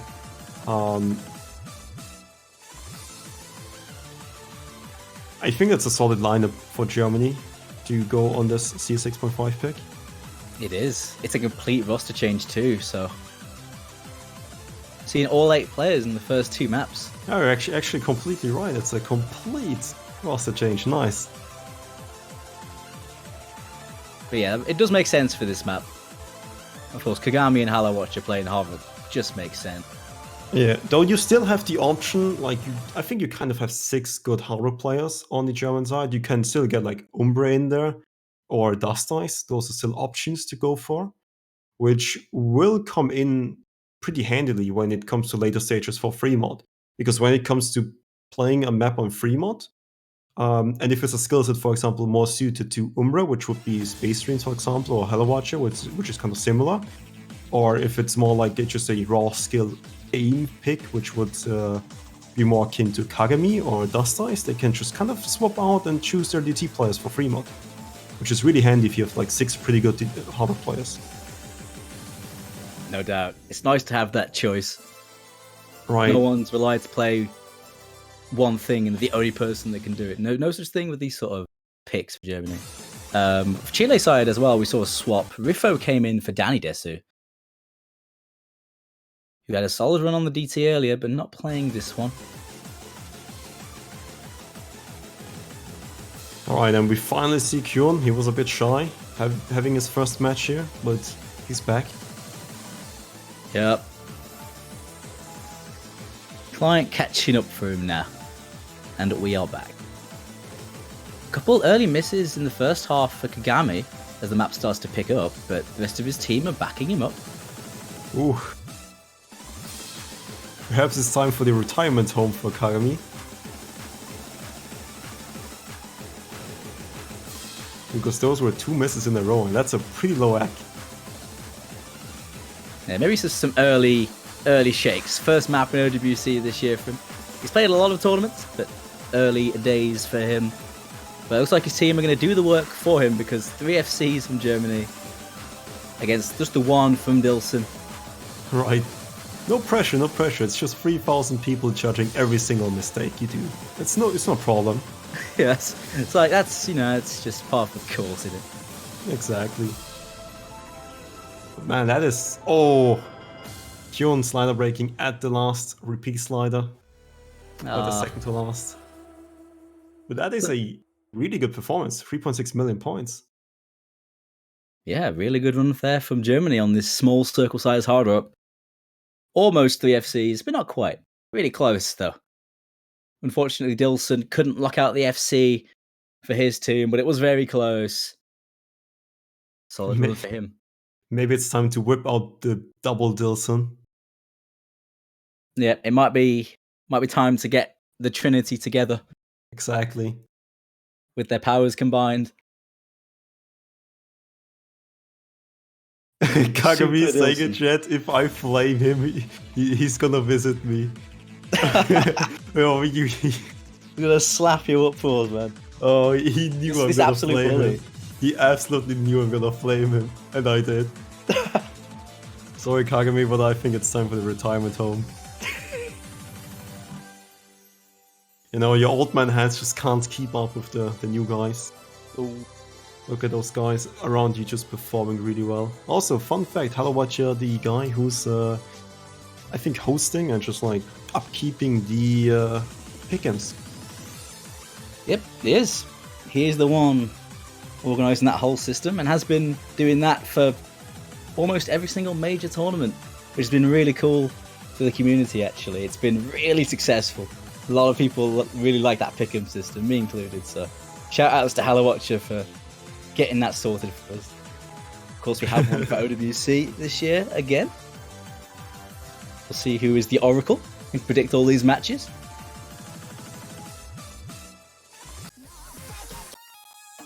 The Nomad 4 being picked, the alternate pick, which, if you would just go by statistics, not a good choice.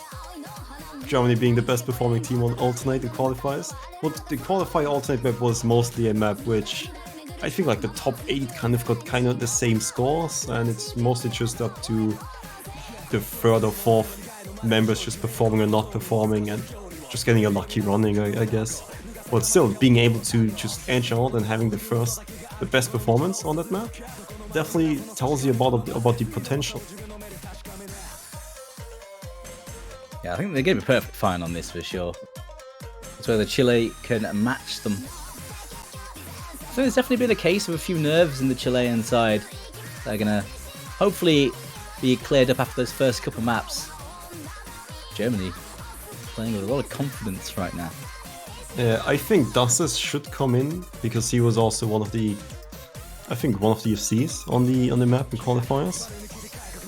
I think if you would just go by qualifiers, you would expect Okinawa to play this. You would expect Dastais, Knalli, and Umber to play it. But it's a bit of a different style of alternate, this one being more consistently spaced. Yes, the last one was Chaos King, right? Which is a very awkward map. Yeah, it had some very high level alternate patterns on a low star rating with like just accelerating patterns, stream jumps, what have you not, like overlaps, and a bit of ping control there with like a 1/6 triple. Just a bunch of things just combined and mixed with each other, which will feel a lot harder than this week's and next week's alternate pick, mostly because it is there to qualify and to gauge your skill on high level alt, which is gonna be coming up pretty soon. Yeah, compared to that one, this one's a lot more comfy, much more linear. There are a few stop-start jump patterns you have to deal with though. Just before each chorus you have these stacks that go into a linear triple jump pattern that has been catching out some players. I can imagine people actually single tapping that part if you truly want to. It is definitely possible, especially with like some of the faster players like Dust Eyes or Kinama Defix. All definitely can single tap that part. It's just 268 BPM.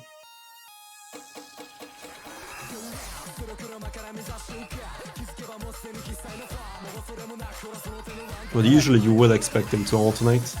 But if they want to cheese that part, the triple part, you can single tap it. 100%. Yeah, it smells pretty single tap friendly. But some of the longer streams, most people are going to be opting to alternate those for sure. Yeah, getting 7-ish notes in a row, single tapping on this BPM should be fine for most players. Are we seeing any single taps here? I think we're seeing one single tap. Yeah. No, we're seeing two from Chile, I believe. Danny Desu and Zax. Yeah.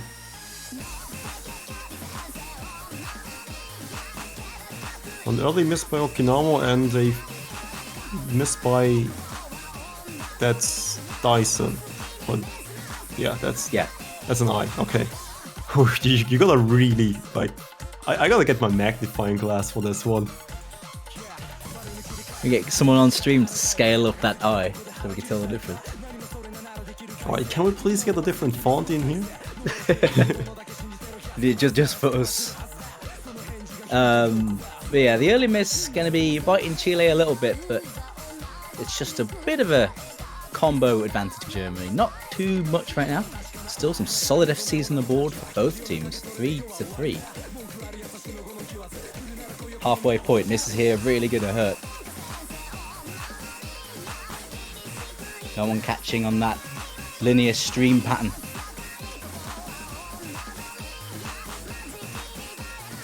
Looking like a decent pick for Chile in the sense of they are looking much more comfy on this pick. Right. Pretty solid performance for now, so if Germany actually makes one mistake, they could potentially take a point. Pretty much reminds me of the Turkey situation. Turkey-USA situation. Oh, but that's a miss by Riffle. It's those triples. It caught him out. Such good act, but the miss is unfortunate.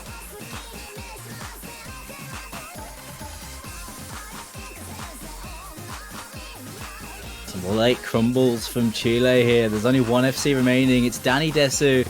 And he falls. There is nothing left apart from Dyson, who then falls as well.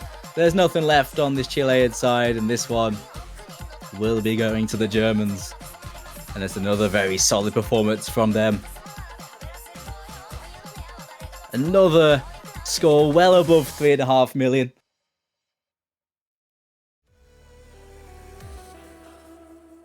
Really putting in work here. 100 from Dust Ice. Putting in the work, leading from the front. I actually think so far Germany has the best average performance out of any team actually. I'd say so far. I mean, getting over 3.5 million is... It's not massively common because this map pool for an early round pool isn't the easiest one. But yeah, I think so far, I think consistently the German side have just been super, super strong. Yeah, it's... I mean, as far as it is also like Chile trying their best to really match this performance, it is Germany also performing really well. Germany isn't really giving them any chances here. It was a much better performance from Chile though, a much improved one from the first couple maps. Competitive all the way to, well, very nearly the final chorus there, but unfortunately they just started dropping during that final chorus. Crumbled a little bit, But until that, it was very competitive, and they were lurking to strike. But Germany, well, they broke way too late. Is there anything specific they wanna pick? I mean, they could probably go for double time, which was probably the most dominant, I guess. But like hard rock is possible. I don't think they want to ever go hidden one, to be honest. I don't think Germany is the team to go hidden one ever. Nah, I highly doubt they're going to pick that themselves, at least. But they are going to be going for more of that hard rock.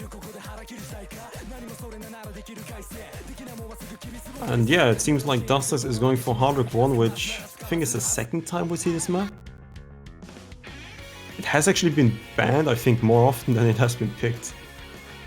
It's not been very popular. It's kind of a surprise.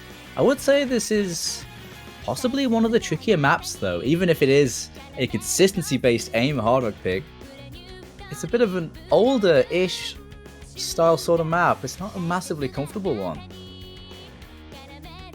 But it is no doubt consistency and aim focused. It's a bit of a throwback seeing Kaon. You know, Right. it's only you see so much of that in older maps back when that series was pop like newer, but it's kind of weird seeing it again. It is definitely a bit more obscure because when you usually see Kaon, it would be back in 2011, 12-ish, where I guess it was more relevant. I don't actually know when it came out, but probably like around that time. And that's also when like most of these songs have been mapped.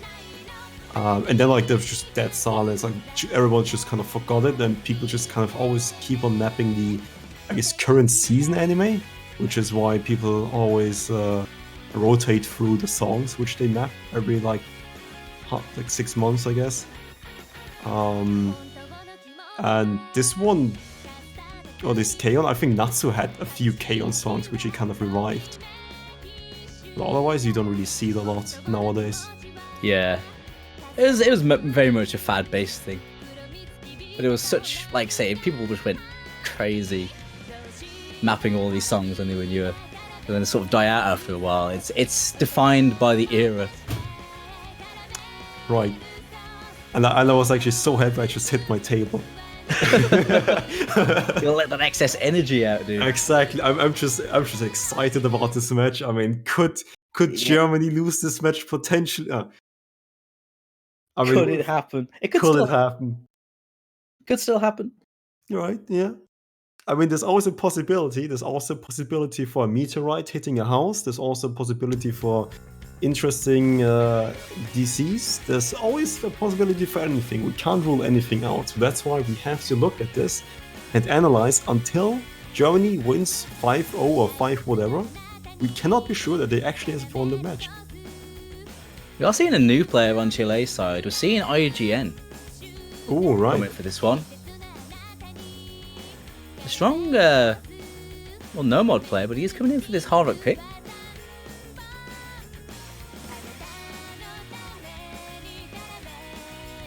For now, just an early miss by Danidas, which wouldn't really matter if it went for Riff also answering with his own miss. I mean, that's teamwork.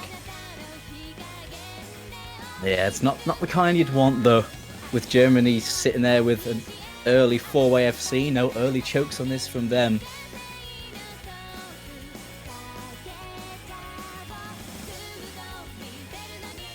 Still 2 healthy FCs from Chile, though, to try and combat this German wave.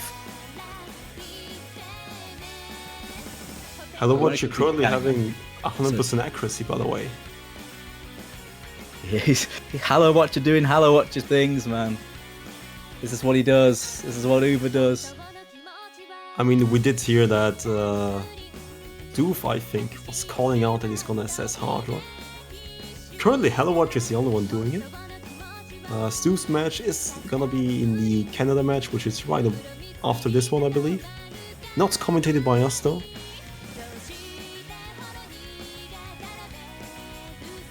I mean, if Hello Watch assesses this, that's, I think, a pretty good score. It's 4 minutes. Well, now you've said it, it's not going to happen for us. You didn't Yeah, know it's not gonna happen. It's, again, we're restoring balance. If that happens, then I think a singularity will open up in the I mean, I was about to say, okay, good, great. He got a 100, thankfully. I was about to say, I'm not sure if I should bet anything on him assessing or not assessing, because I know Hello Watch is really good at accuracy. Like, really good. And I don't want to lose a bet, so I just better not take a bet. But he got 100, still a really good score, 99.9% accuracy. He's doing it. But when it comes to the Chilean side, sadly, there's no FCs left. They're finding a few breaks on this. The consistency is biting them a little bit. This is going one way. This is another dominant performance from Germany with 3 FCs. Highest combo on the Chilean side is IGN. He is coming for this map and he is holding their team's best score though. So props for him coming in and doing that, but it's just not going to be enough. Not with this performance. Is this gonna be another 3.6 million points? Or is Kagami Old Man Gaming miss and ruin this potential 3.6 million plus score? Well, we'll see. Jump Spike coming in, and he seems to be doing so far right now. Yeah. Oh, his great brain cells actually weren't working fast enough, unluckily. God damn it, Force. It might still be 3.5 million. Maybe, actually no, I think it's going to be just short. It's going to be just short. Or will it? I mean, I think it is. I think it is 3.5 because Dust and Howard are going to be like 1.4-ish million? Yeah. Oh, they actually still got the 3.6 million. Solid. IGN recovered his combo well for Chile as well. Comboing that ending on a very solid his slider break. Props for him coming in and doing the work. But it's another big point for Germany with 2 FCs. Look at that ack from Hello Watcher. What is that? What is that? Absolutely filthy ack there from Hello Watcher. Right, usually you would expect high accuracy to come from a pick like this, which is very generic. But in terms of hacking, there is that slider part somewhere in the middle or the 2/3 section, which cost Hello Watch, I think, 1 or 2 100. And people just got a lot of 100s there, while you also have to be really consistent on the other 3 minutes of the map. So still a really respectable score in context. Yep. Oh, hang on. That is hidden one. Oh, interesting. I like this pick a lot. I mean, I did say in no universe where Germany plays would they pick hidden one. It's just not the type of team to pick this type of map. And I mean, maybe they've just heard like my cries, or maybe they just also thought, Germany banning hidden 2, not going for hidden 1. Let's just try it out. I mean, what else is there to lose, right? They're 4 down. And since double time didn't really work out, nothing really worked out because they just got solid performances, why not just pick something which they think they're weak at?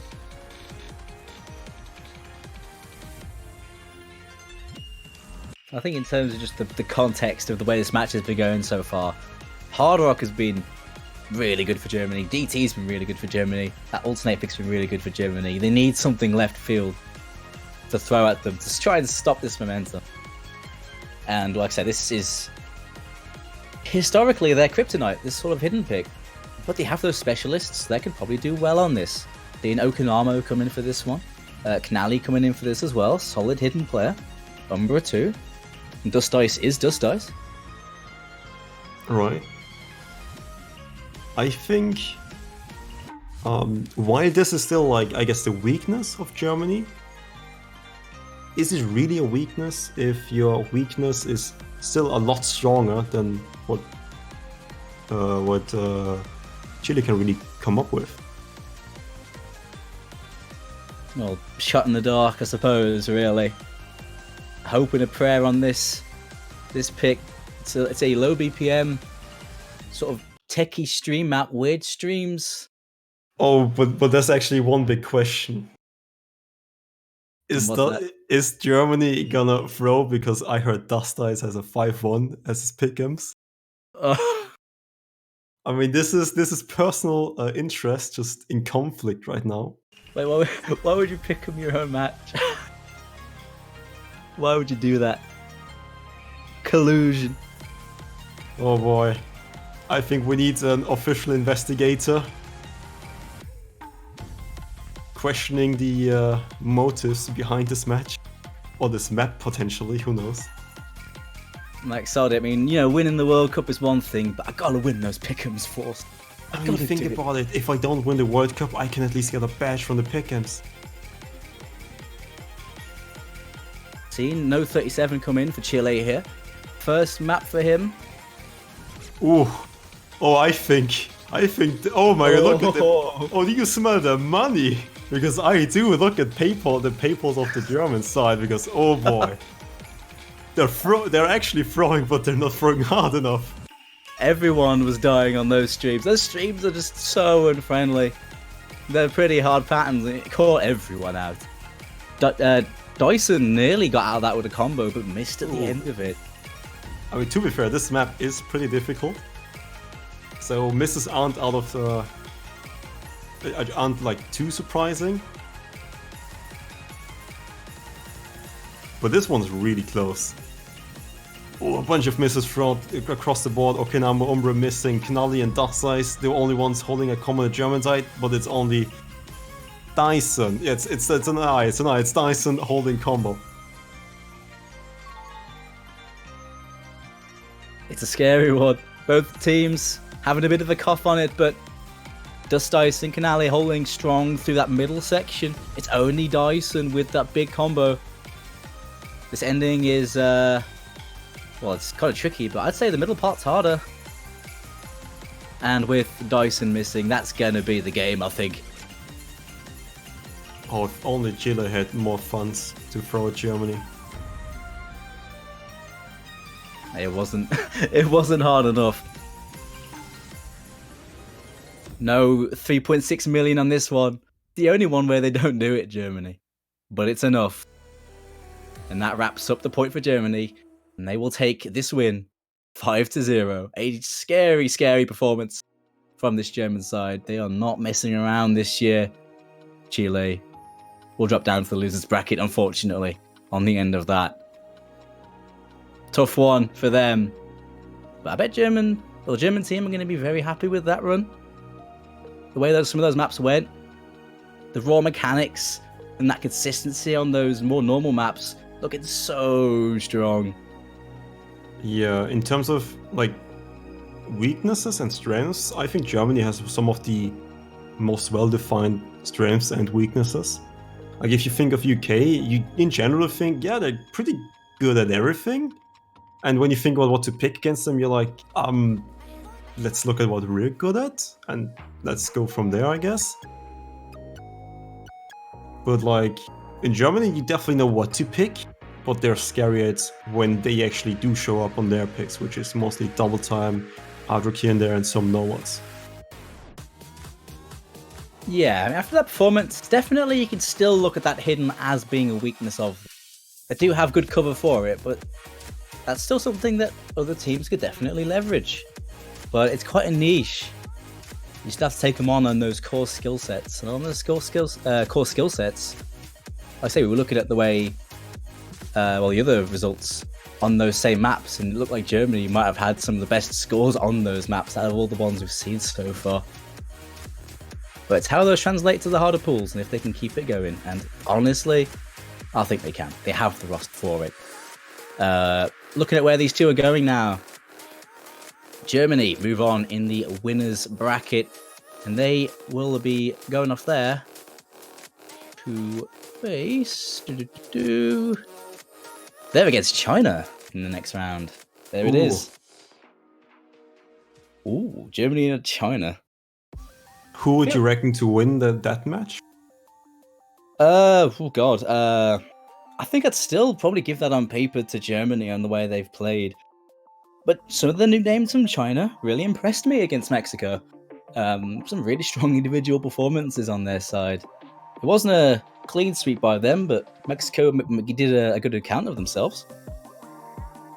But that is a tough matchup for China.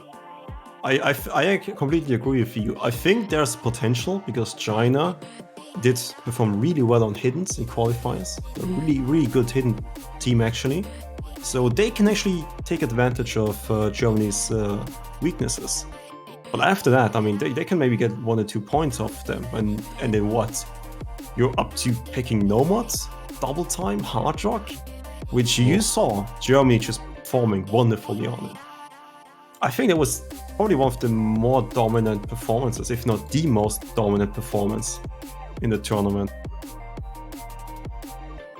Yeah, and those core skill sets, they look terrifying. And China are going to have a hard time if they match up that on those more core skill sets. But with them doing well on the hiddens, yeah, that's a good thing to be good at going into a match with Germany. So I expect some points to be traded. But I wonder how it'll go when those picks dry up.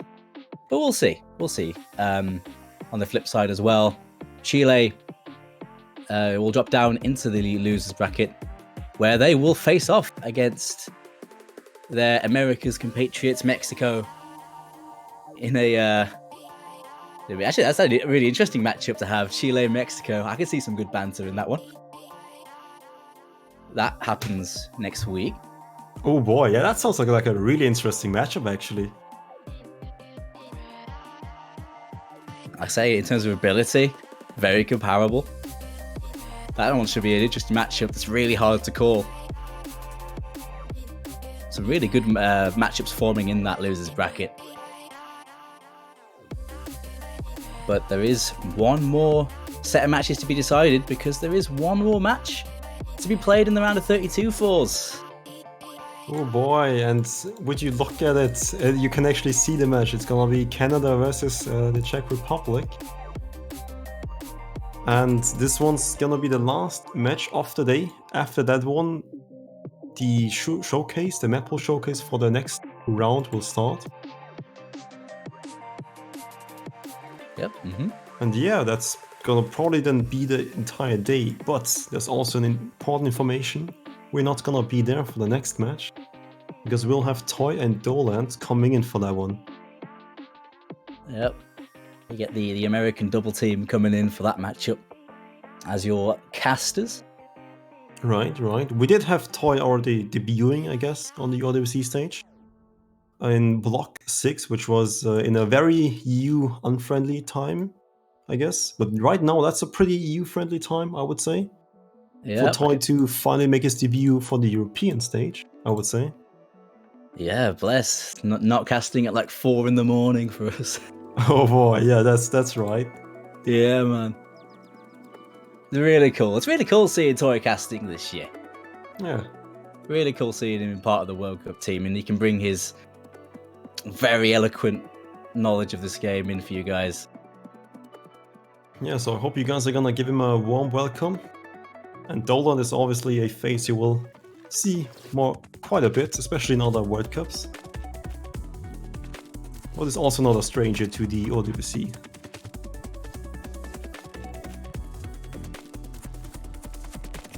Oh boy, a bunch of matches, or I guess a bunch of matches already finished, and now just one more match. And then we'll hopefully see the very exciting matchups for next week.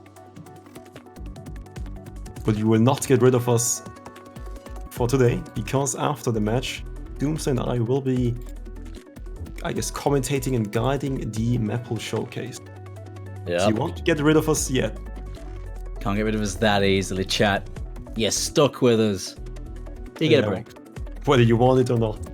Yeah. Of course, once those guys get in, they'll talk a bit more about that Canada and Czech Republic match. But the Canada being in such good form going into this against a fresh-faced Czech Republic side. They can show what they can do. An exciting time for these guys playing in knockout OWC competition for the first time in the case of the Czech Republic. formerly only really made it into the group stage in those previous tournaments where we had that format.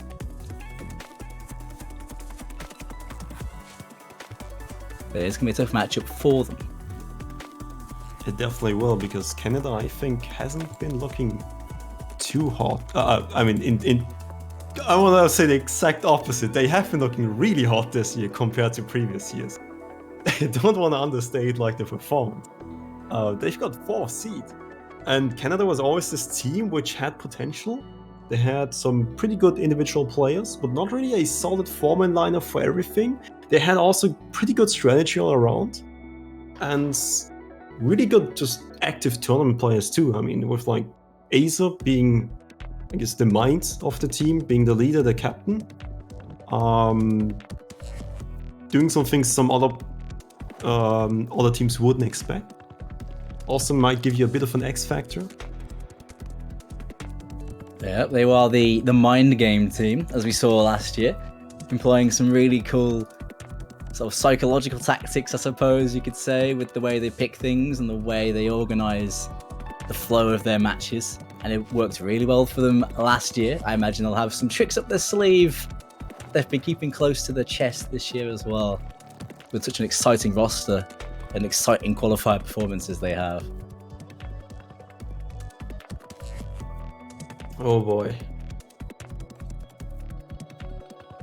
And I think the newest additions actually for Canada this year were pretty positive across the board. Oh yeah, because a lot of their up-and-coming players, last year they had a good solid rack of players that were new, and this time they've added even more to that very changed roster over the last couple of years for Canada. Seeing some of the usual names, of course. Of course, you have your Azers and your UKs, but you also have your players like Yummy in My Tummy, solid username, who has been very good in tournaments recently. And Neuro, ditto to him as well, underrated tournament player, who have all shown their stuff already in the qualifiers.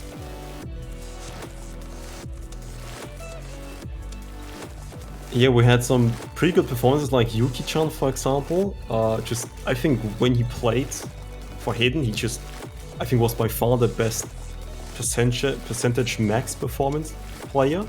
So if he plays Hidden, he's just really, really good. And if you add like Aza, who's also really good at Hidden, and a bunch of other people there, like Ryuk, who's also pretty decent at Hidden, you have a really solid Hidden lineup. And then you look at the rest, and you think about Double Time and all the other mods, and you've just got a well-performing team. I mean, but can it beat Germany? I mean, can it beat Germany's dominant performance, which we saw? That is, I think, a bigger question, because Canada, I think, were always good performers in the earlier stages, kind of got outscaled in the later stages. That really was their biggest weakness, their Achilles heel. They did put a good performance in the late stages, but they did definitely have a case of that glass ceiling when they faced Russia on the harder map balls, on the finals map ball last year. But if their additions can really push on there, who knows what this team can do, because they still have that strong base that gave them all those upsets last year. That's really the big question about how these guys will do throughout this tournament. We know they're going to be decent early on. At least most likely, of course. You never know with OWC, but right. It's how they do when those maps start getting harder, if they get there, of course. That's the big question. I feel like players like Nero and Yummy and Matumi do well on the early stuff, but I'm not too sure how they do on the harder stuff. I don't really know. Looking at the qualifier results, Yummy in My Tummy, great name by the way. It got an FC on Nomad 1 and Nomad 2, so a very, I guess, generic kind of player, raw skill type of player. And then just coming in for the double time. But just getting solid, I think almost SS or an SS on Nomad 2. Yeah, shows a strong sort of performance on very particular things then. And it's always a good skill set to have if you can just jump into a map and do well without too much of an adjustment period. Right, Considering how the qualifier maps are, harder than this round. It's a good barometer if you can assess those on command. Yeah, right. Because, I mean, if you can assess those, there's only one way. There's actually just one way, which is performing worse, right? So you're already like kind of peaked on your skill set, and it's just being able to keep up with the other things. Because if you can't assess or FC the maps right now, chances are you can't FC them next round either.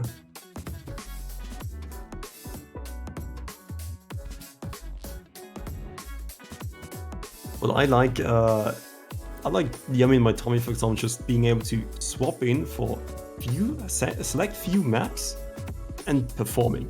This was always a big issue with a lot of like very specialized players who play maybe one map or two maps, if at all, like having very specialized skill sets, and coming in, being nervous, having their first map and then just underperforming because of nerves. That's usually what happens to like very I guess one tricks you can call them. Yeah, it's all about dealing with those nerves, the butterflies, when your time comes, right? Strong mentality required. It's a hell of a lot harder to play one map than it is to play all of them, right? Just because of that mental side. But anyways, it looks like the match is about to begin between Canada and the Czech Republic.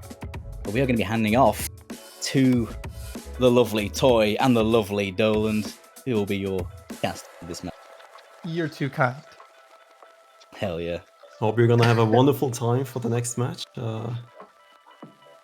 And I wish you the best. And hopefully it is a very exciting match. Even though I think it won't be. But who knows, maybe we can see something interesting, like maybe Canada performing even better than Germany. Well, thanks for the healthy optimism there. Yeah, I hope. I mean, it's always hard in the early stages. True. But we have seen some interesting matches this weekend from a few of the lower seeded teams performing. So we'll see if we get one here. But Toy, you ready? Yeah, good morning. All right, and I wish you very good luck and see you. All right, take care, guys. And the torch is being handed off Here we are. ceremoniously. And it is time for the Americans to take over the casting booth. But actually, time for both Canada and the Czech Republic to take over the gaming spots. They get to show their stuff as the last match of a round of 32. Yeah, and a lot of people have been looking forward to Canada because they did so well in the qualifiers, placing fourth. I think I was a little higher than most people had pegged them at. Yeah. But nevertheless, here they are. We finally get to see Azer, Ryuke, big names. Yeah, I know Azer has definitely been hinting a lot at his team. I think he's a little stuck between wanting to keep it a little bit secretive and also telling everyone that they have a chance, placing really well this year. And with a qualifier performance, leaving them at 4th seed, I believe them now. Yeah, the thing about Azer is he's always got a game plan every year. I don't know if you remember last year we were a part of that prediction stream. He said that they could get to finals week, and they did. Yeah. And so now I think he's hoping for at least top 3, and if he's confident about that, I don't think he ever tries to overshoot his own capacity. So if he thinks it's possible, then it's definitely possible. Yeah, and as we saw last year, Azer, when Azer says he's going to do something, he does it. And I think Canada actually have a realistic possibility of making top 3. It's going to be highly contested, but I don't think you can really rule them out. Not. Though they first have to get through the Czech Republic. They seeded 29th in the qualifiers. A couple of good performances from Swati and Vila Z. A couple players to keep an eye out for, as well as Daichi, who played in most of the maps for the qualifiers. Looking back at the qualifiers for the Czech Republic, they came in 25th in Nomad, 32nd in Hidden, 29th in Hard Rock, and 23rd in Double Time. Yeah, I think Double Time is definitely where this team shines the most. Though compared to a team like Canada, it'll still be a tough time to get any points off. And I mean, looking at the roster, there's a lot of names that I think most people wouldn't be incredibly familiar with. Like, there's Azer, there's Ryuke, maybe you know Stoof, maybe you know Kyle, but the others are people you might not know about. And I think that makes Canada really scary in that sort of sense, especially for a viewer. They might not know what this team is even capable of. And a fun fact for Canada, only 2 teams in the qualifier managed to place in the top 10 in all 4 categories, being the United States and Canada, coming in 4th Nomad, 3rd in Hidden, 8th in Hard Rock, and 10th in Double Time. So definitely a team to be feared, and I think that shows great consistency, great flexibility when you're able to play so well in all aspects of the mod pool. Absolutely. Speaking of the map pool, here it is. Take a good look, because it's gone. Yeah, and there it goes. Okay. All right. Yeah, I mean, I was casting with Azer earlier, and I was mentioning how I wanted to talk about the Canadian team. He was like, "No, it's best that you don't. Just like keep it to down low. Like, we don't have to talk about." But We don't need to expose everything. We don't need to go into detail. No need to show off our secret weapons here, but I think it'd be a disservice to this team if we didn't give them a quick shout out, because you're looking at some people that they have in their quote-unquote bench. They've got Yuki-chan, who's an incredible hidden player. They've got Nero, who I've seen in a couple community tournaments, and he's been extremely well-rounded lately.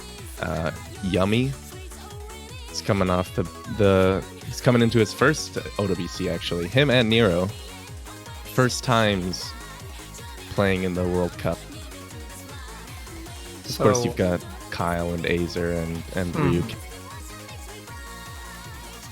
Yeah, that's the thing about Canada is they have a lot of versatility in the fact that they have their core players kind of set, but they also have such a depth of good players in their country that they can kind of fine-tune their team every year to the competition.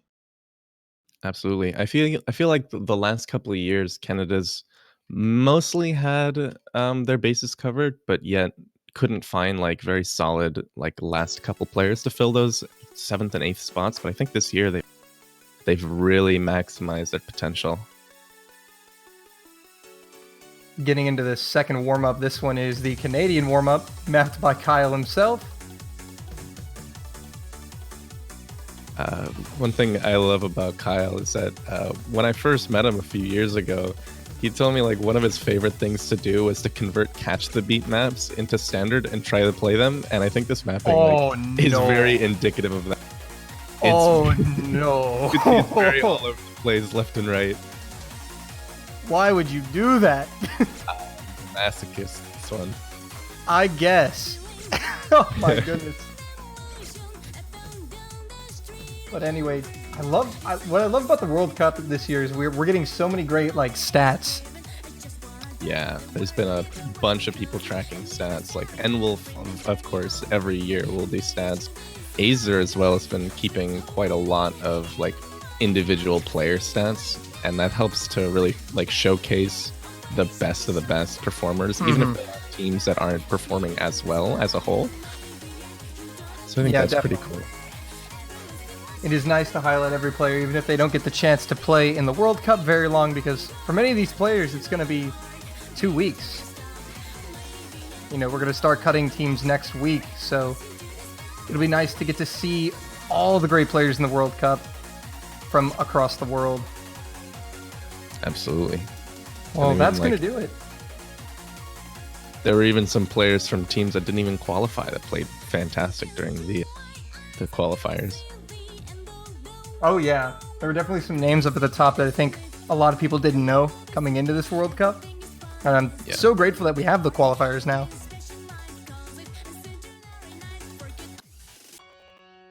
But I think that's going to do it for warm-ups. Now we get a longer look at the map pool. Here it is. There we go. You didn't catch it the first time. So time for the rolls and the bans. Azer with an 89. Strong roll for Canada. And not going to be enough to beat the 89 Cal also rolling an 80 plus of himself. The rolls have been strong here. Rolling's been very popular this year in the World Cup. I wonder why. I could never understand why rolling is the main attraction Yeah, during World Cup matches. rolling's overrated. Right, Toy? Definitely overrated. Should never get excited about a roll ever. It's just RNG. There's no skill to it. There's no point. Oh, that's great. Rolling World Cup win. There actually is like community tournaments that's just like literally rolls. You just Man. you get into a lobby and it's best of one roll, and then whoever wins moves. So Canada will be banning first. Well, all right, let's see where Azer decides to go. We've kind of seen bans slightly all over the place, especially with the higher seeded teams. When you're like the 4 seed playing the 29, it's not necessarily about just banning something that you maybe will have trouble on, because Canada can play the skill gap here, I think, quite well. There's a few tech maps in here that we've seen other high seeded teams use. So it'll be interesting to see what the Czech Republic ban in response to this.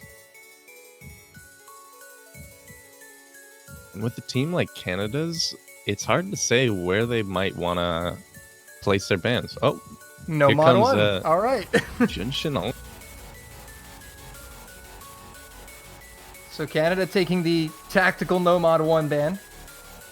Thing about No Mod 1 is it's usually a generic aim map, and that's usually the biggest toss-up map where both teams seem like they can do just as well as the other. So, And pretty smart ban. HD1 getting the boot from the Czech Republic. Fully understandable. You got Yeah, players like it's, Yuki-chan and Azer. I think that was a good use of a ban for the Czech Republic. Azer calling for the HR1 ban, and Blood promising not to pick it, but we'll see. We'll see. Variable to pick. HR1 not too popular this time around. Yeah, it actually has only been played a handful of times. Dynasty has definitely been the more popular map in the Hard Rock pool. But the first pick will be from the Czech Republic, and it is Function Phantom Variable from the No Mod bracket. I think Hard Rock 1, aside from Hidden 1, has been the most banned map this whole round. 7 times for both of those maps. Wow, that's quite a high ban rate. Yeah, except Hidden 1, when it wasn't banned, was picked a lot more. Tokimeki Sugar only picked twice in the how many matches have Almost all of them. This is the 16th and final match of so the weekend. out of 15, it's been picked twice. Wow. But all right, teams getting set for this no mod, and we'll be taking you to the lobby and to the match shortly. But also, I gotta appreciate these graphics done by Flight every year in the background. Yeah, they're gorgeous, and everything's being run on laser. Like, this is all OSU laser possible. Yeah, so a bright look into the future of the game as well. But now here we are. We got the roster set, it looks like.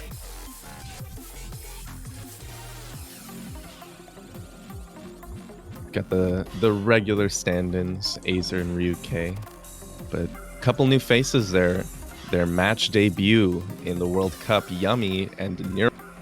And I would keep a closer eye on Nero. I think he does like fantastic on these sorts of maps. Definitely going to be keeping an eye on them, but start command has been issued. So for the Canadians, it's Ryuke, Yummy, Azer, and Neuro.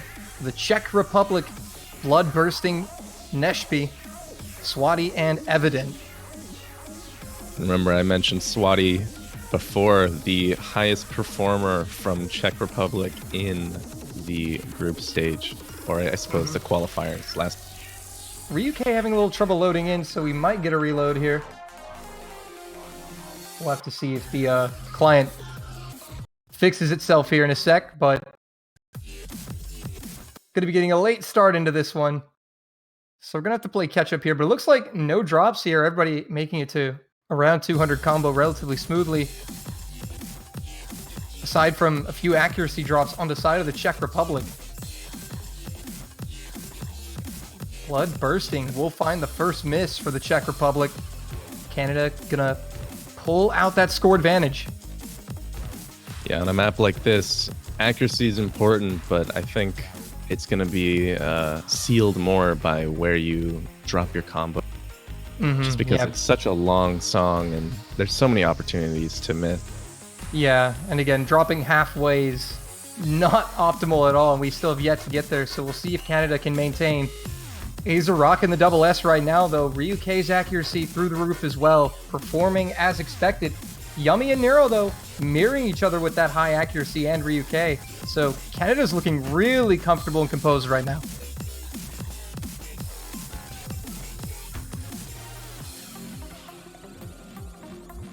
Though at the same time, the Czech Republic make it to the first break with 3 FCs still under their belt.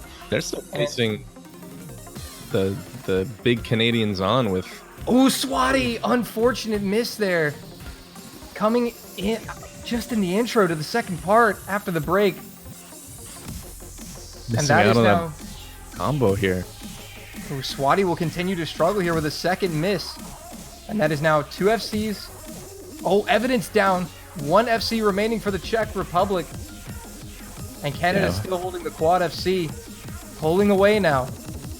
When you enter a break and you can see that your team is holding up, but so are your opponents, it's gotta throw a wrench in. Nero. I don't think he broke. I think that was Client. Oh, that was Client. You keep getting jebaited by the Client, man.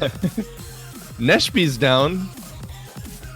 And that is the last FC for the Czech Republic down, but Blood Bursting has rebuilt the combo, but unfortunately for him, Canada's quad F sinks. There's nothing he can do. Azer's still holding the SS. Incredible stuff from him. Really, like, you can just see that Canada has come ready to play. Everyone on their team still holding FC. Everyone's still holding above 99% accuracy. This is a terrifying team. Double miss there from Yummy and Nero, but it matters not. They've put in the work, and they've gotten their team far enough. A very comfortable lead. It's going to take, barring some insanity happening, Canada's going to come away with the 1-0 lead on the break point.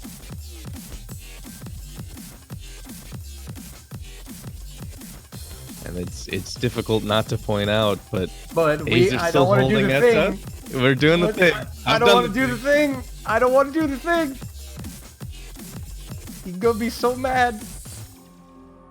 Look, whatever happens now, it's fate. He got Azer. it. He got it. Incredible. SS from Azer, the captain, leading the way. Ryukei with an FC. Good accuracy from him. And on a Brilliant map like performance. this?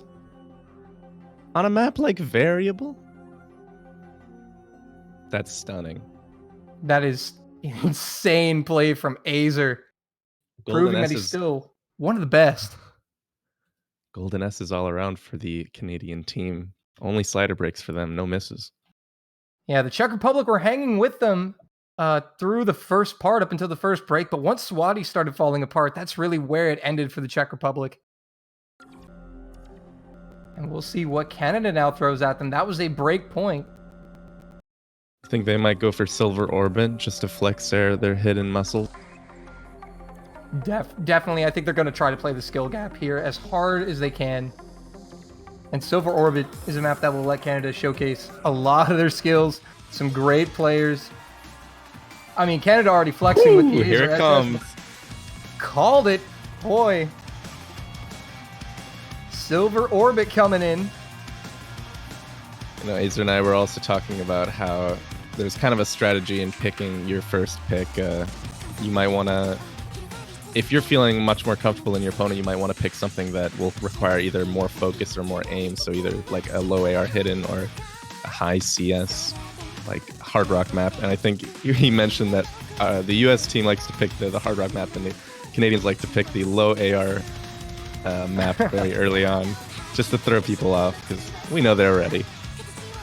They're always ready.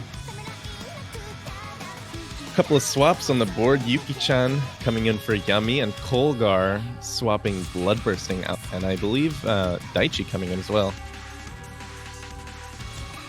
A couple of substitutions made, and it looks like we're all set for the second round on Silver Orbit.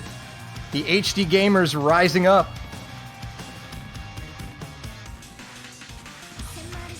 So Toy, as a HD gamer yourself, what are you looking for here?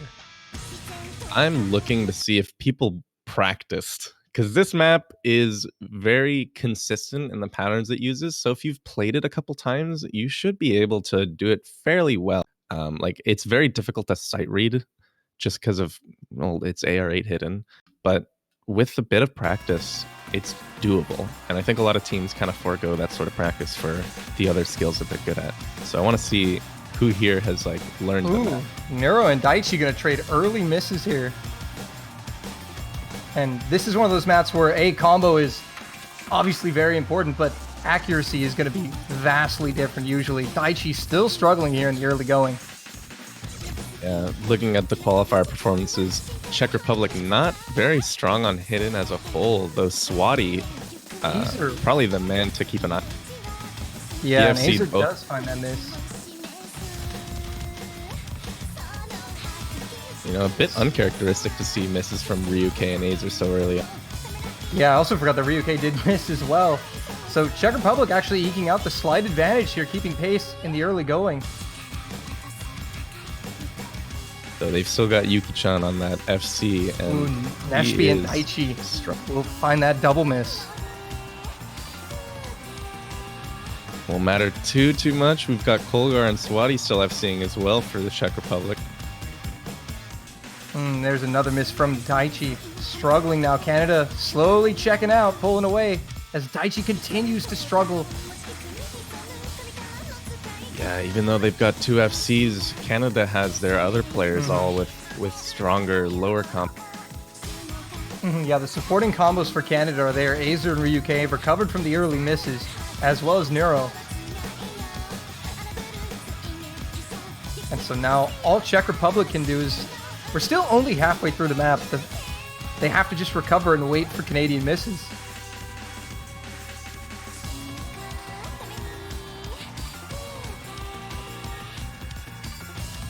And so far, no such misses being provided from Canada. Oh wait, Ryuke will find several misses there. Lost the tempo. Looking at Kolgar, he looks really nervous. His curse is kind of flying over. I'm seeing him note lock on. Oh, yeah, there's some definite nerves on the Czech Republic side, but he's still holding on. The combo. Yeah, he's still with it though. And looking at the combo advantage, like it's in Czech Republic's favor. Yeah, Ryuke with another miss. Now the Czech Republic starting to pull it back into the final third now. They're gonna need to miss from either Azer or Yuki-chan soon, but even then, like, we're seeing the score gap. Nashby will miss, but he's not the biggest combo. Kolgar down. You mentioned the nerves finally getting to him. And now Canada, look at that lead. Still with Yuki-chan and Azer. Up to brilliant combos. Swati, the only significant combo now on the side of the Czech Republic.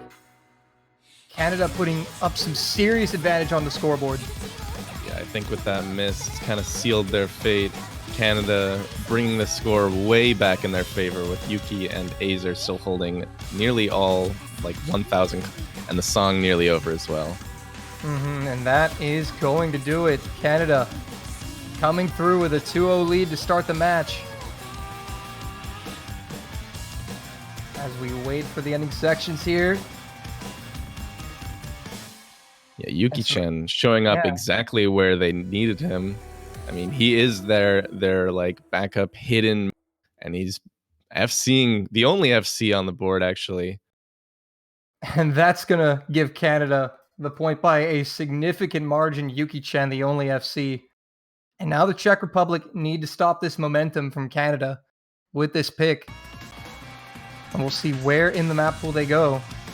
Small shout out to Azer for getting the only 99 and single digit 100 count on that map. Good accuracy from him, as always. Hard Rock 2, the pick from the Czech Republic. So we'll go to Hard Rock now. Czech Republic trying to shake things up here. Test the waters in a new mod pool.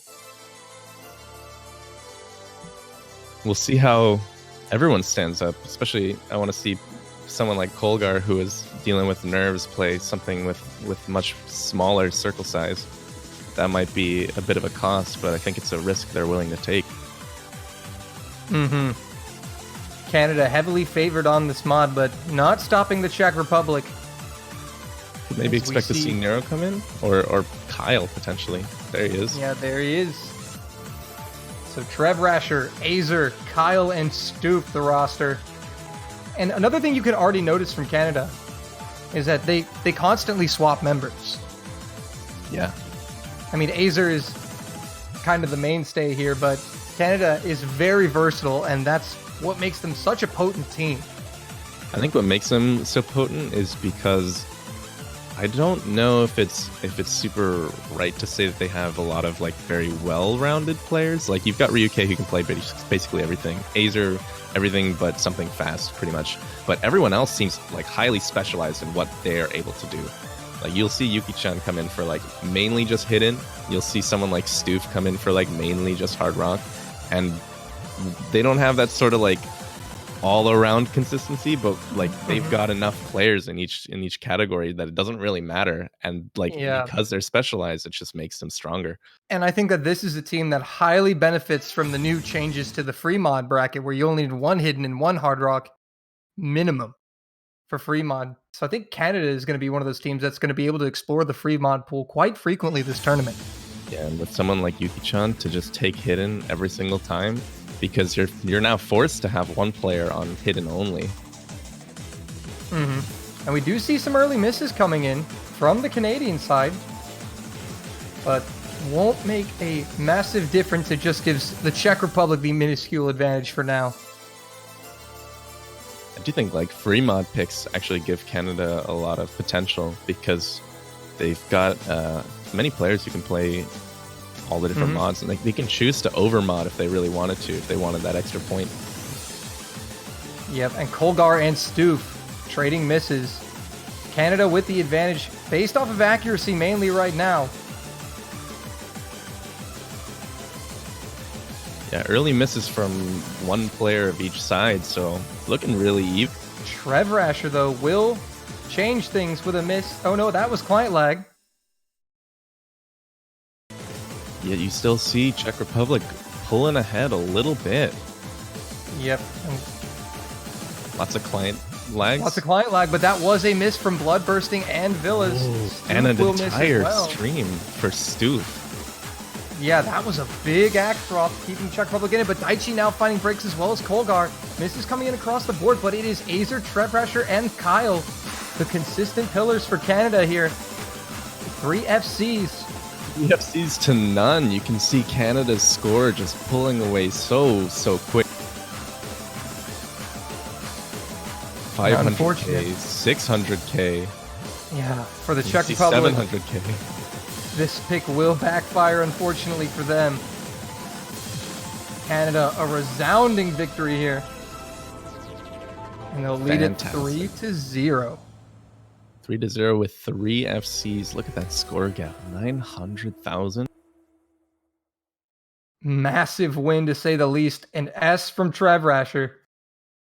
Did Azer miss right at the end? No, What my happened there? bad. Azer missed at the beginning. He didn't FC it. Oh. He missed at the very beginning, but it was basically enough. Only actually technically 1 FC on the map, and that was Trev Rasher.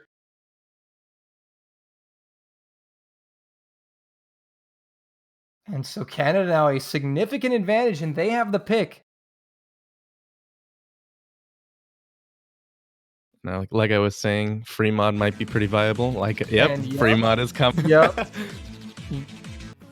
It's If like there's he any was team- listening to us. If there's any team that I feel like I know pretty well, it's Canada. Yep, and here we go. Free mod being explored. Hasn't been really too explored this one. I think Mephisto's been the more popular of the free mod picks. Fisto being generally a bit easier because there's not a lot of aim to it. This one's generally pretty generic, jumpy, but with probably the best song of the of the pool. Oh, yeah. Hands This down. one's jamming. Mapped by Dallas.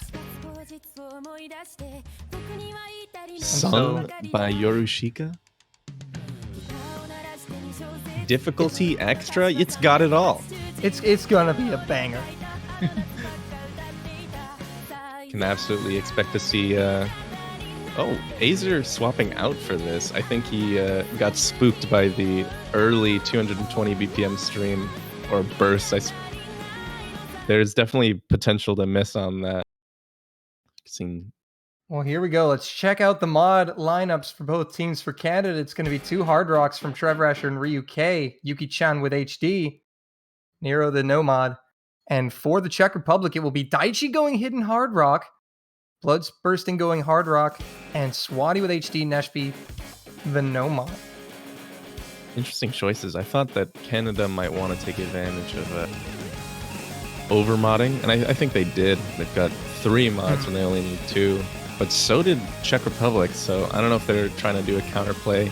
I think Czech Republic were kind of backed into this corner of overmodding, and we saw Spain do this with Poland overmodding on Mephisto, and it worked. It's kind of one of those high risk, high reward situations where if the Czech Republic can hold combo for a significant way, they'll actually be able to take this point because they have that advantage. And Yuki-chan does find the miss for Canada, so Czech Republic in the driver's seat. It's also good to note the Hard Rock players' accuracies, because if you're playing Hard Rock and you're hitting 95% accuracy, you're basically getting the same amount of score as a high accuracy Nomad. And look at Daichi, as I say that, 100ing the entire stream there, but still holding combo. Yeah, but holding the combo, that's what's important for him because he is that double mod. And he did find an early miss, but again, because of the mod kind of offsetting it and Yuki-chan's combo, so Czech Republic actually playing quite well, but Daichi does break the double mod, and that's a big blow. Blood Bursting as well is going to follow it up. Canada now in the lead. Heading into the second half of the map after this, both teams get to take a quick look at their opponent, see how they're doing, maybe wave to one another. You know. As you do. As you do. But Canada now in the driver's seat, and the Czech Republic know this, but now they're not that far behind still, I would say, even though Canada are pulling away. If they can hang in there and get a miss or 2 from Canada, they could get right back into it.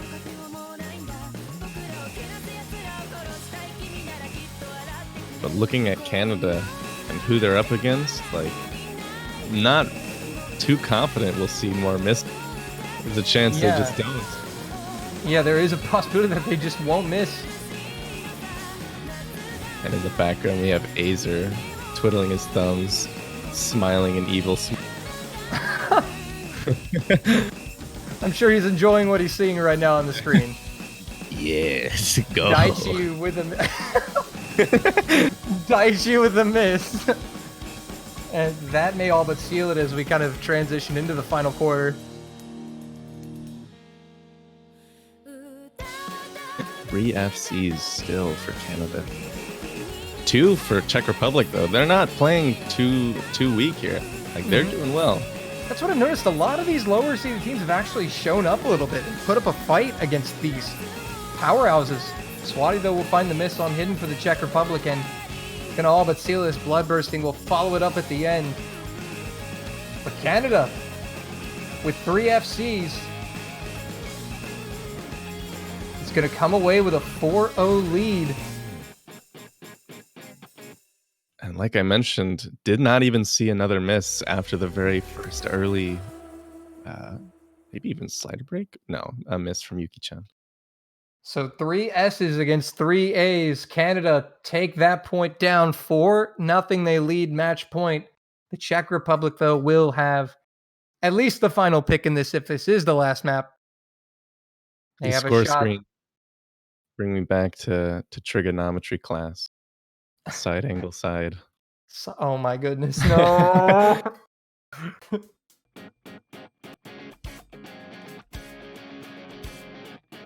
The side angle side, oh my goodness. But where does I think a map that the Czech Republic might go for, just the simple way to Ranvu. I mean, it's their last pick, potentially. Match point for Canada. Mm-hmm. They kind of just need a map that they're confident on, even... I would say DT. Yeah, DT or way to Ranvu, because both these teams are good at DT. And DT was the best mod for the Czech Republic in the qualifiers. So we'll have to wait and see what the final decision is. I think maybe Ring of Fortune, something simpler. Ring of Fortune also being one of the most picked maps of this round, 10 times out of the 15 matches we've seen so far. That's 2/3. But if they're feeling dicey, they might go for Fountain Field or Saison Spectacle.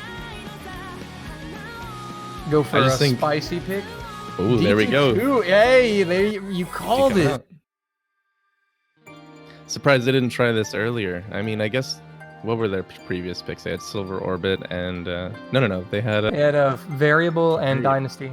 Yeah, I'm surprised they didn't pull DT out earlier. It was what they seemingly were best at in the qualifiers. Yeah, but hindsight is 2020, so we'll see how the Czech Republic do on this double time pick. It's do or die for them in the round of 32.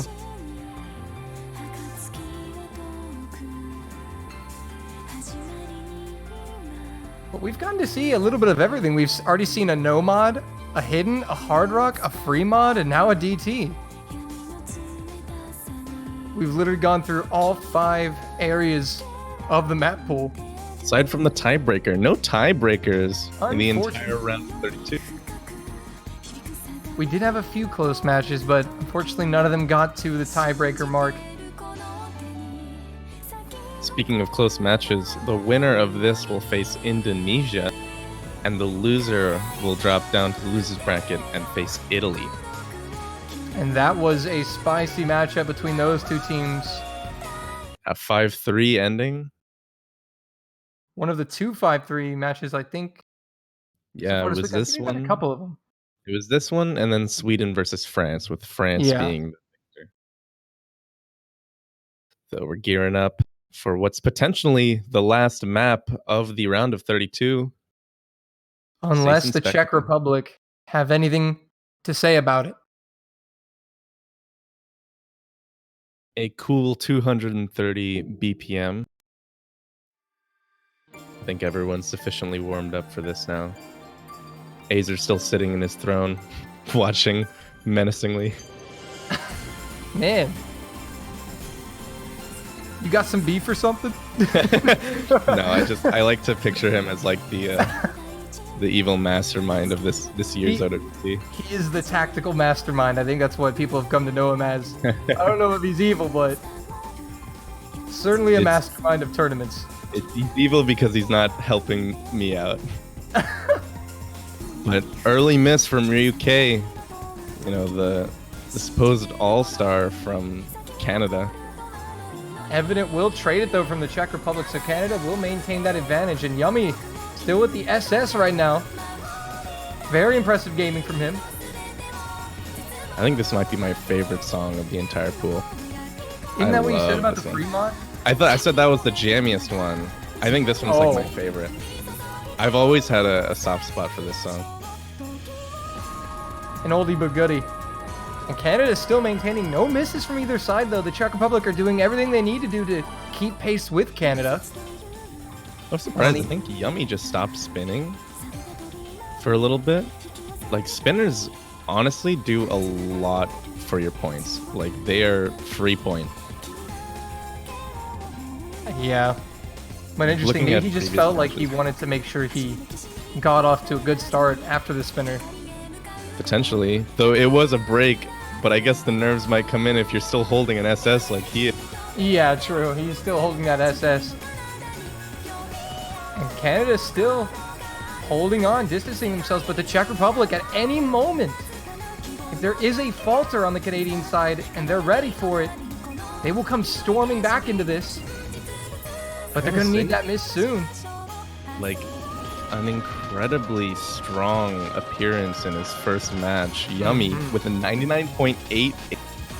That's insane. And remember, both these teams were really good on DT in the qualifier, and they're showing their stuff right here in the round of 32. Just incredible from both teams. Like, look, everyone's holding on real strong, and yet the accuracy lead from Canada is so evident in that score gap. But should one of the combos falter,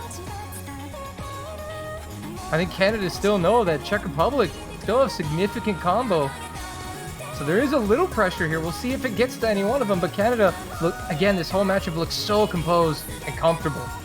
Yummy is a machine on these streams. Look at that. Just, what are 100s to this man? Eating it down like it's a cheese platter. A cheese platter. Look, But that's going to be it. Only one miss from both sides. Incredible team performance from both teams. But Canada will take it 5-0. The accuracy difference and the slight combo advantage Canada maintained put them on top. a little bit unlucky for the Czech Republic. They played so well. That was 4.3 million. And again, you alluded to it earlier. I think the mistake for them this match was not picking that sooner. Canada, what can you do when Canada pulls out nearly 4 FCs and 4.7 million points on a DT? There's not much you really can do. But a valiant effort from the Czech Republic. But nevertheless, Canada, your winners in the round of 32. They will carry on in the winners bracket, the 4th seed. And they will face, I believe, Indonesia, the 13th seed. Czech Republic are off to the losers bracket to play Italy, the 20th seed. So our matches for next week are set. Some exciting matches, actually. Like some good matchups next week. I'm looking at how about that Romania-Poland rematch, though? Ooh. That is going to be spicy. And yet, as spicy as that is, it's still looking like Poland is going to play super. Like, Poland looks like they have their foot on the gas this entire tournament. Yeah, I think Romania played solid today too, but Poland definitely looked really good in their match against Spain. Really dominant performance, and Romania able to hold off a challenge from a fierce competitor in Japan. Yeah, but looking around this bracket, if I had to give my personal match highlights that I think will be good to catch if you can only see a couple, I think Australia versus South Korea will be a great match. Oh yeah. Canada and Indonesia pretty strong as well, and then Brazil and Russia. I think those are all going to be some pretty high level competition in those matches. Yeah. But I mean, considering how dumb. Yeah, and then you just see some interesting matchups too, like Germany, China, and Taiwan, Netherlands. That's a match I'm paying attention to. Taiwan and Netherlands, two countries with a lot of history. As I recall, those two were the two countries that were in the finals of the first ever World Cup. That's a good point, yeah. And they're squaring off, so there's definitely a historic rivalry there, I'm sure, for a lot of those players. So a lot of great matches for you guys to catch next week. So do not miss it. Don't miss the map pool showcase. I think that's coming up right now, right? Right now. I think at least I'm done. I don't do map pools. Not my forte. Map pool showcase in about 10 minutes or so. We'll be handing off the torch ceremoniously once again. Once again, as we received it, we will give it to whoever is doing the map pool showcase. But it'll be coming up soon in 10 minutes time. So I want to thank all you guys for watching, and Toy for casting with me. Thank you too, Dolan. It's been a pleasure. Pleasure. I finally got to cast with this guy. It's been great. It's been a fun weekend of matches. Stay tuned for the round of 32. Not round of 32. That just ended. Round of 16. Round of 16. Map pool showcase. Congrats to all the different teams playing. All right. Well, we hope you all enjoyed and have a great rest of your day. We'll be bidding you a pleasant farewell. Adieu.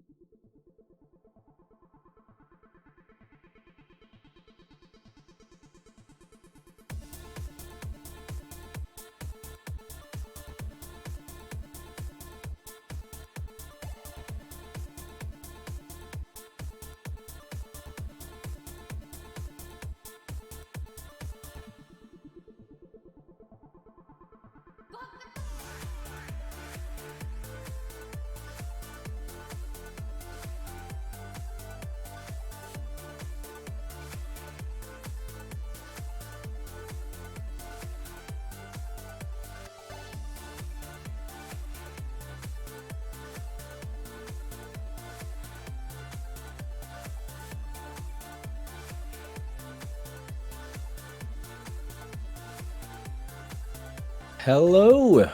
Welcome back everyone to the Osu World Cup 2019.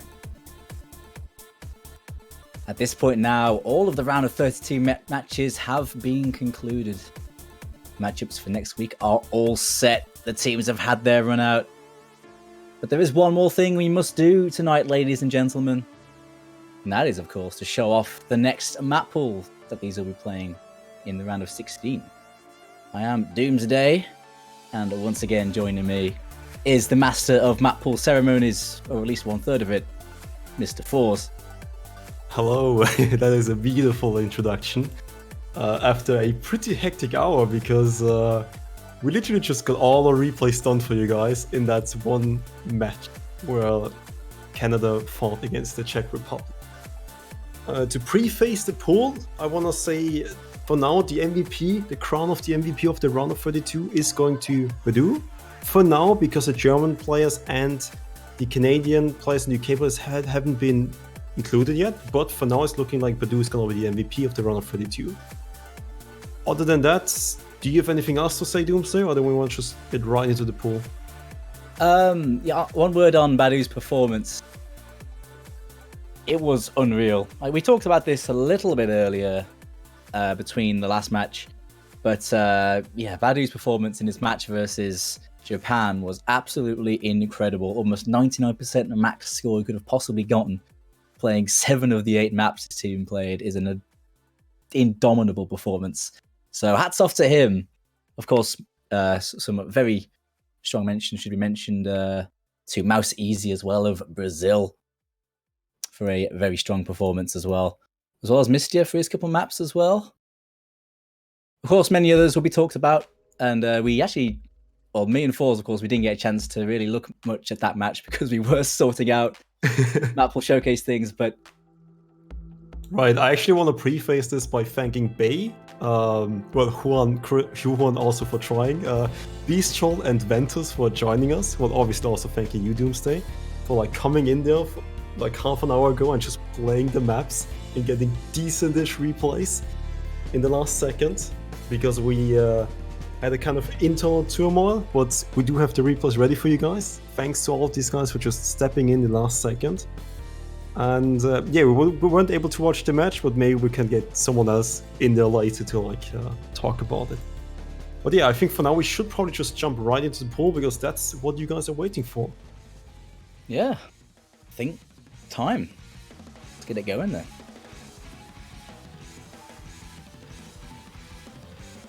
Alright, and the first map is gonna be Buto Tome Yokobo no Kozuchi by Barking Mad Dog, and this is a replay from yours truly, Doomsday. Whoa. He forgot to input his name. It's it's the only replay which this happened on, and it was his first try, like pretty much most maps. Yeah, pretty much. This is no at 1, but this is a project no at 1. This is a map especially for WC. It's 6.6 stars. It is jumpy, it has streams. It has in quotes a ribbon part, which is this you see right now, these sliders. This is like very basic ribbon. You shouldn't miss on it. But yeah, this one being Doomsday's first try side read, no warm-up, because we came from commentating for 2 hours. It's like pretty good, I'd say. I mean, dude, this I'll is forgive those. Yeah, I'll forgive those 100 drops, right? Those drops at the beginning. I'm okay. I'll take all of these excuses. It fuels me for dropping all these things. But yeah, this is the mechanically intensive no mod of this pool. Decent star rating. It's over 6.5 stars, so those jumps pretty meaty. The choruses have some big jump patterns to deal with and pretty consistent ones as well. It is a Barking Mad Dog map, and he's known for lots of very mechanically intensive maps, but they're always in very comfortable flow patterns, so big spacing, but it's a pretty comfy map for the most part. Right, I'm actually really happy in how this map turned out to be, because, you know, obviously as you hear it right now, the song should be really streamy, but Barking Mad Dog was able to reduce the streams a little bit, so it's not death streamy, but still has some kind of stream difficulty. Yeah, a few of the streams do spike with spacing changes. A few, 5-note bursts might have quite a bit of spacing, and a few of the streams do accelerate out. But again, they're usually in decent, comfy flow patterns. You can see one of those streams there. Starts out stacked and then spaces out. It's a pretty standard pattern in like these meta maps these days. You see them quite a lot. And I don't think you can be more consistent than this pick really does.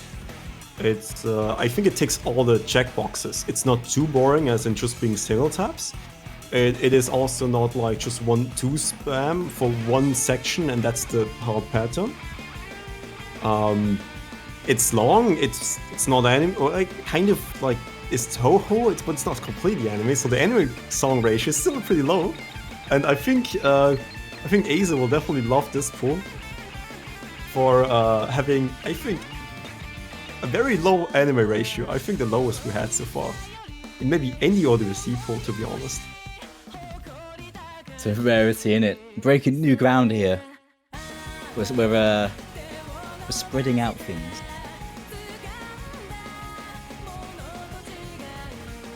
Pretty consistent map in terms of its style. It's a no mod 1 style pick, so expect the similar sort of big jumps between those odd 3 to 5 notes all the way through, with those accelerating streams dotted around. Right, and this being Doomsday's first try, just saying, so respect Doomsday for coming out of no warm-up into this one. Cheers, man. Kind of fixed your accuracy towards the end. I'll wait for it. Oh, there it is. Oh, that's good. Yeah. Unlucky. Yeah, this map is gonna round out with some more streams. Short bursts here and there.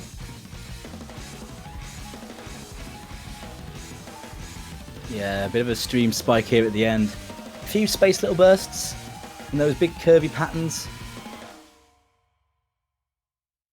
Definitely can bring out the odd miss here and there. On Oh, those, but actually nailed that. It just kind of saved there at the end, the last snap. yeah, that 50 sort of swung at it a little bit. I don't think I aimed all the way over. Right, and that was Doomsday playing, by the way. His name doesn't show up. Well, yeah, let's go right into next one. This is another Cherry Blossom map. It's gonna be Siege a lot. It is very reminiscent of the Qualifier stream map. It's just a tad harder. The streams are... this map actually has 3 different BPMs. It starts off with 186. No, never mind. 195. It starts with the highest BPM with 195. Has some decently long streams, as you can see right now. It then goes into 186, which has more spacing, also a bit longer streams, and then ends up with 188, which is kind of, I guess, a mix of both currently, really. Well, this is definitely harder than the Dreadnought map. Yeah, so it's got a nice little variance in BPMs, around the same sort of comfort range. People that can play 190 can usually play like 185, but the little variance does mean you have to be on your toes, stop yourself from overstreaming or understreaming. And I see Fire Rage being very cynical in the chat about the 15 milliseconds offset. We got Pishifet to mod this map and Cherry Blossom to update it literally yesterday for the timing, so you're welcome. Bless. We literally got Cherry Blossom out of his retirement home just to update this map. Literally, you got him out of there. Pulled him away from the checkerboard. Pulled away from his checkers game. Yeah, man. We need to do something real quick before you go off into the sunset. Exactly. It's like one last thing you have to do for us.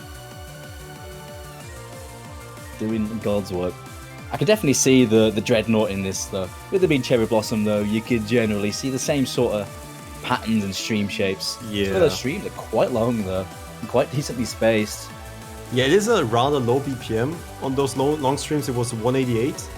So it's actually a little bit lower BPM than Dreadnought in the end here, but should be kind of the same difficulty, if not a bit more difficult. And then after this, streams are just gonna scale with BPM and then slowly get, I guess, the same type of death stream level as this BPM. Fun fact, this was a random one-shot by Silver, which he randomly sent to me, so just kind of stole this replay. Nicked it. Yep, just nicked it, alright. And we're gonna go to the third map, which is a tech map. Doomsday, you play this one, so what can you tell us about this one? Kadama. This is a very popular map. A professional box map. It is quite techy, but it's like it's kind of a balanced map with a strong tech edge. So you're seeing lots of those high SV sliders, lots of just little SV changes throughout. Plenty of long sliders that you're forced to follow because of a decent tick rate. If you don't follow them, you break on these sliders. In between, plenty of decently spaced jumps and some pretty spaced 5-note bursts sprinkled around. So not only is it about dealing with those modern style techie sliders, but you also have to deal with plenty of mechanically focused patterns as well. I mean, you've pretty much hit the nail on the head at this point. It's one of the other Provox maps where before he went like complete, let's go, I don't know, slider shapes faster than the speed of light, inspired by Ruchi or something. That's how it felt like his later maps were.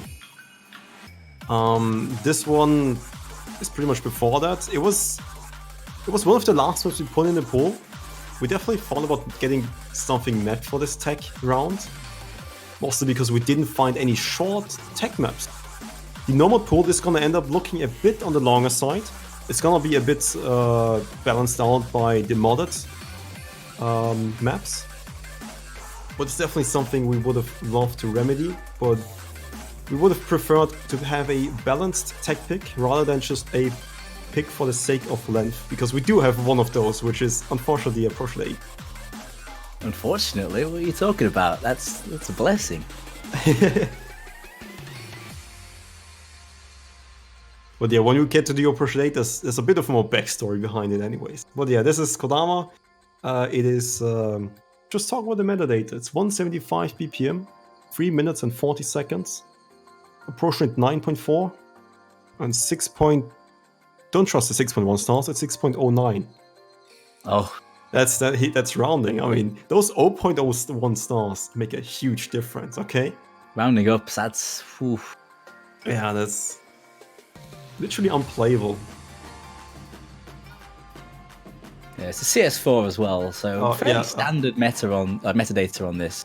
And a nice comfy approach rate that's bang in the middle for a lot of these players. That is not an issue with this map. More about the patterns than anything else. It's not too bad to read. The rhythms aren't massively complex in this, but it's more about dealing with those, those longer sliders and dealing with the aim side of things more than the rhythm side of things. Although with those sliders, you really do have to be careful. You don't fall off those kick sliders and you match those slider sticks properly. Last thing you want to do is slider break all over the shop. It's definitely the kind of map you see many fake S's on when it appears.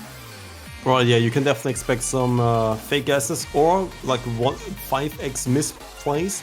If you, for example, the, I guess, spaced 5x burst you see right now, it's pretty easy to like just screw up the beginning and then just screw up like 5 notes in a row.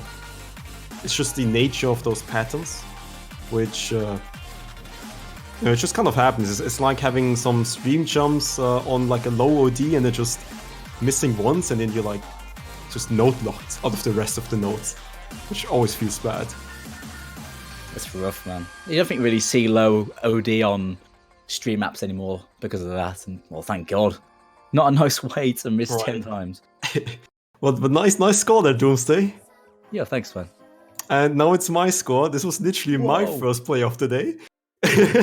This is, I guess, kind of the alt map, but I would probably call it more of a like low BPM stream map, I guess. It is a mix of both. It is Sutomayo, so people will definitely like the song.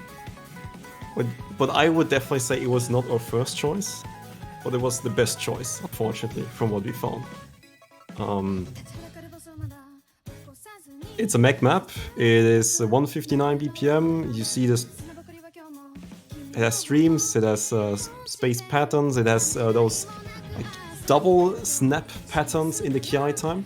This one is, I guess you would call it more spiky, which it definitely is, but it's consistently spiky. Every time it goes into KI time, it's pretty much tough. Until then, you see those patterns, which should be straightforward for people who can play this. But unless you're washed up and you're me and have to one-try this without warm-up, I mean, it's the best I can give you. I had to coordinate all the replays and collecting them. Don't blame me, guys. Hey man, I got that rocking act. Can't knock it all. The act by the end. Oh yeah, right. I mean, you see my plays and I'm washed up and I slowly get used to the map. Yeah. That's how it is, isn't it? You gotta feel it out. It's all about adapting, improvising, and then you overcome. Yeah, well, what's this map again? All right. Oh yeah, here's an XD for my. I didn't think I would use this replay, by the way. Oh my gosh. Well, yeah, you just currently saw the KI time with the double snaps of the slider and the just circle. Well, this is supposed to be the kind of alternate, or if you really want to call it and identify it as such, a like finger control tech, which is a very weird way of describing alt maps, but some people do. Yeah, I mean, it can be considered it because it's a slightly sort of left field sort of map style. I think for the most part, though, this sort of alternate pick, it's a pretty comfy one for a lot of players. You'd be hard pressed to find a player that struggles on these sort of flowy alternate picks, but consistency is a different issue entirely, with some of these streams being relatively long. A few little sharp corners I'm noticing here and there, little switchbacks on those sliders. It's kind of an awkward pattern. Right, there's a bit of snapping going on, so it's not completely a low BPM stream map, which was important, otherwise this map would just be even worse than it is. Well, yeah, we actually thought we could find a lot better and more alternate picks on a shorter, on a shorter length, but didn't really find anything, and we didn't have a map ready to map something. So I hope at least if you don't love the map and you don't find it perfect in terms of length, at least hopefully you're banging and tuning into the song and at least having fun that way. Yeah, dude. The important thing about map pools is getting the bops in there. We all know this. Right. The main thing, but in terms of the actual map style, though, with those faster streams, or slightly faster streams we had in that previous Cherry Blossom map. Oh, by the way, that pattern is so fun to play. Oh yeah, Jesus that big Christ. No, like the left and right sliders, which came there. It's so fun to play. I think that's probably the most, like, by far the most fun play pattern in the map. Well, yeah, it flows pretty well. It's very comfortable to play, and yeah, just a bit on the longer side, unfortunately. But now we'll get to, I guess, the classic Kano and Silver map, which I had to one try and have fun at. And it's gonna be Nomad 5 alert. Uh-oh. It's Senkyo Ranbu. Oh my god. Please ignore my accuracy at the beginning. This was the second play of the day, right after Humanoid. I forgot how to play this game. This is a beefy map. Yeah, the beginning is really rhythm intense. Jesus Christ. It has those 1/4 streams of 135 BPM, and then into the 1/6 and the 1/3 single tap in an entirely the same stream. So that last pick was more of a comfortable sort of alternate pick, and this one is the opposite, more like a rhythm techie, not so mechanically intensive, but much more about control and rhythm. Right, and don't do it like I did at the beginning. The first time those 1/3 patterns came up, I alternated them, but I was like, I can single tap this. This is a lot easier to single tap. Just single tap it if it's 1/3, trust me. Legit. Every time I play this map, the transition there from those 1/4s and 1/6s into that 1/3, I always have to mentally just start single tapping. If I just play mindlessly there, I alternate, just habit. But single tapping really is the way to go there, if you're able to do it. In my opinion, anyway. Well, our opinion. Yeah, Single right. tapping's always the way, dude. Unless you're a complete madman, please do not single tap the 135 BPM streams. That is a bad idea. I think Mo Yandere would have a word about that with you. I've seen him in the Alts map, and he alternated. So I mean, seems like he will prefer to alternate it, probably. Possibly, possibly. It's another fairly lengthy one, this. Of course, good old KTG stuff. Slightly smaller circle size than the average on this one. Yeah, I would expect in like the matches themselves, if this map gets picked, to pretty much start off with like a low accuracy, because it's really hard to just like get into it, right? Maybe Toy will prove me otherwise, and he's like, yeah, hold my beer, I'm gonna 99% act this. You know, we'll have to see. But I would reckon a bunch of accuracy drops at the beginning, and then slowly stabilizing their act, like mine just did. I had like a 1% at the beginning, now it's slowly at 95, I guess. That's one that takes a lot of adjustment, really, because of the stuff at the start. These patterns throughout the entire map are mostly just split doubles and like split streams in general. But nothing like too difficult in terms of rhythm, just a bit of finger control. Yeah, like, no doubt. The hardest parts of this are those sections with those taiko drums, you know, right at the start and also right at the end as well. Sections like that, definitely the hardest part of this map. The bits in between, more about those cut streams. They're not too bad to deal with, but the way you got to snap to them and the big spacing variance is one that is suited to very particular players in terms of consistency. Because, like I said, this map is not short. It's 3.5 minutes long. Decently length map with this style. Yeah. Don't mind these 50s, please.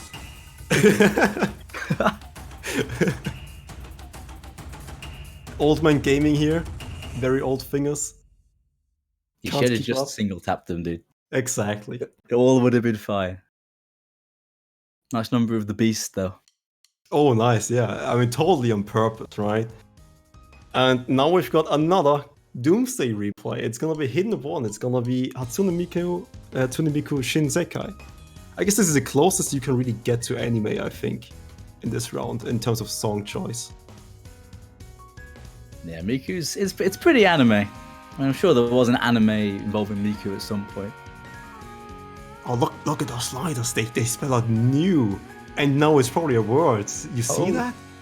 Wow. Wow, and see that art was made out of 2 sliders. Oh my god. That's so That's creative. Oh my Yeah. god, my mind is blown. Exactly. It's actually pretty adorable. I quite like that, actually. Yeah. So since you've gotten a replay for this one, how do you feel about this one? This map it's a lot like the last map we just saw. Actually, a lot of the difficulty in this is down to dealing with the rhythms. It's not nearly as complex, but you have those periodic 1/6 streams, little bursts, all the way through this. This map's mostly about those lowish BPM, spaced streams. Sometimes they're on weird little rhythms. Sometimes they're on like 6th streams, as in like 6-note streams, or odd little ticks that force you to control your aim and clicking. So, Yeah. tricky on the rhythm, this. Yep, it is. If you want to compare it to the Hidden One from last week, this one is less finger controlly and more just, I guess, a bit of a skill check. Because you do need to be able to burst those 1/6, I believe, or BPM change. I'm not sure. I didn't look at this map too much, and I couldn't make any notes before, so this is all ad libbing.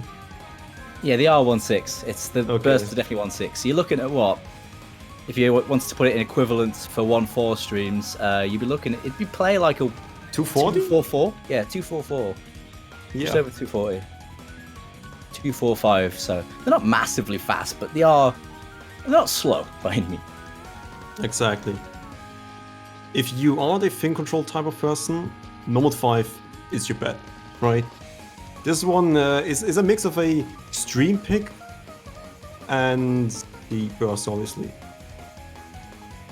Yeah, this part has a lot more of those 1/6s. More For- tricky on the rhythm change. More information on this map. I think, yeah, you can see the BPM at the bottom. You can also see you cannot see the CS, it is 4, nothing special there. Approach it 9.2, OD 8.2. Well, then HP drain doesn't really matter at this point.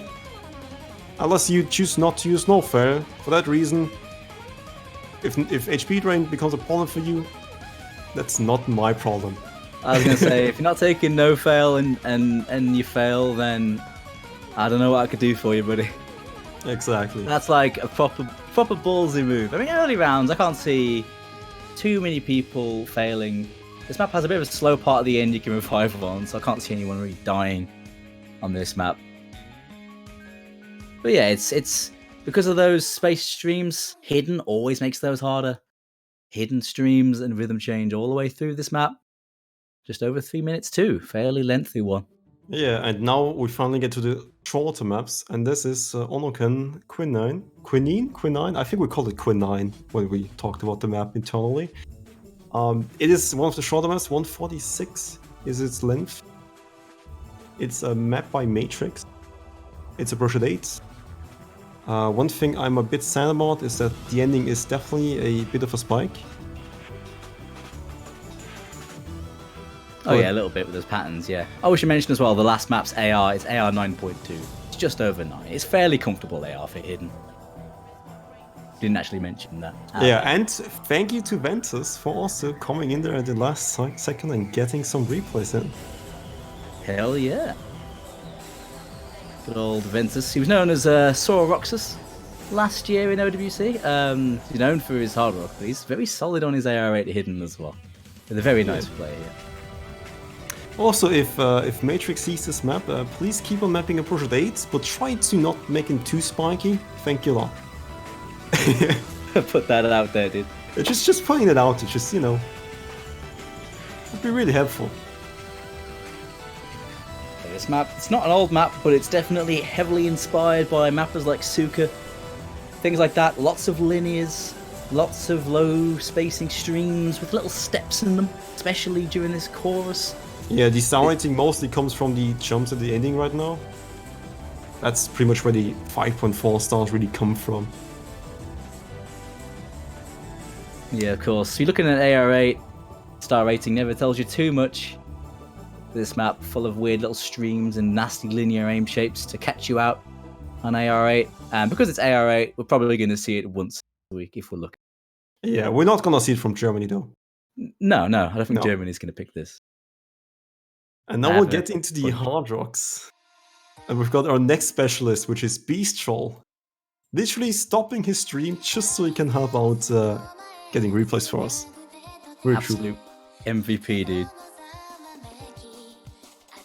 This one is Canada. I think this is also like really close to anime. It's a remix? Is it anime? It's a remix? I mean, sure, maybe? I mean, it's a stretch, innit? It's like, at what point, when you remix an anime song, what point does it stop becoming anime? Exactly. I mean, that's a very, very important discussion we should be having. And I think that's a discussion we should probably have to also ask Aza. Yeah. I think he'll have a good opinion on it. But the otherwise, arbiter of this map is quite equivalent to the last week's Hard Rock one. It's mostly a jump focus, but has very few, like, very light tech elements to it. So it's not completely boring, but it's mostly a jump map, really. It's 180 BPM. I don't think I need to tell you the approach rate. It is 6.41 stars. And it is CS 5.59 after Hard Rock. So it's not quite CS4 on Hard Rock, it's a bit more.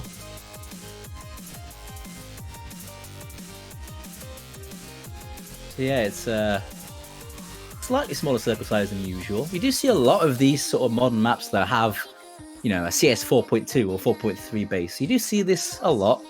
Not a massively uncommon thing to see. And with it being a fairly comfortable map. Of course, the last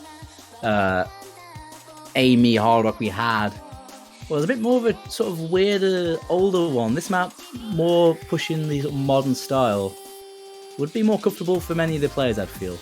But of course, the upping of that mechanical difficulty of this is going to offset that quite hard. Right. Well, so another cool thing for this as well, should mention, this remix is actually a remix by Shadran. Shadran's known for a lot of mapping. This is a nice remix to make, and it's a cool tune as well. Cool tune.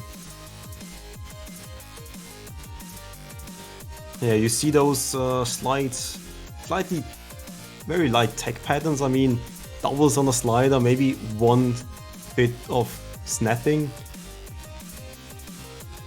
It's not really slider tech. It's very tame, I'd say. Definitely can drop your egg there. Well, that's an SC by Beast Troll. Thank you a lot for helping out. But that's not gonna be the last time we see him, because we're gonna go right into Hard Rock 2, which is Majra. It's another Beast Troll replay. This one being the CS 6.5 map. Do you know this map by chance, Doomsday? I think it's not that unknown, is it? About this one, I don't recognize it off the top of my head, no. I think I've played it though, but yeah, you have to tell us about this one first. Yeah, it's 173 BPM, it is streamy, it is mostly also a bit egg focused. Also, you know, having small circles also needs a little bit of aim control.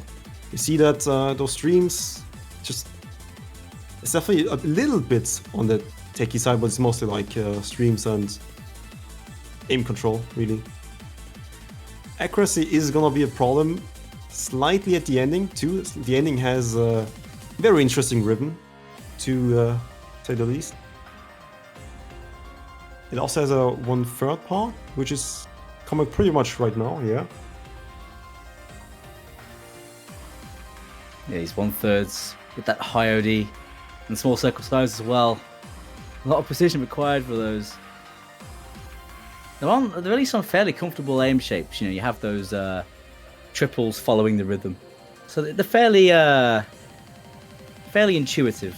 Yeah, if you wanna single tap those 1/3 parts, it is 260 BPM, 259 if you wanna calculate it.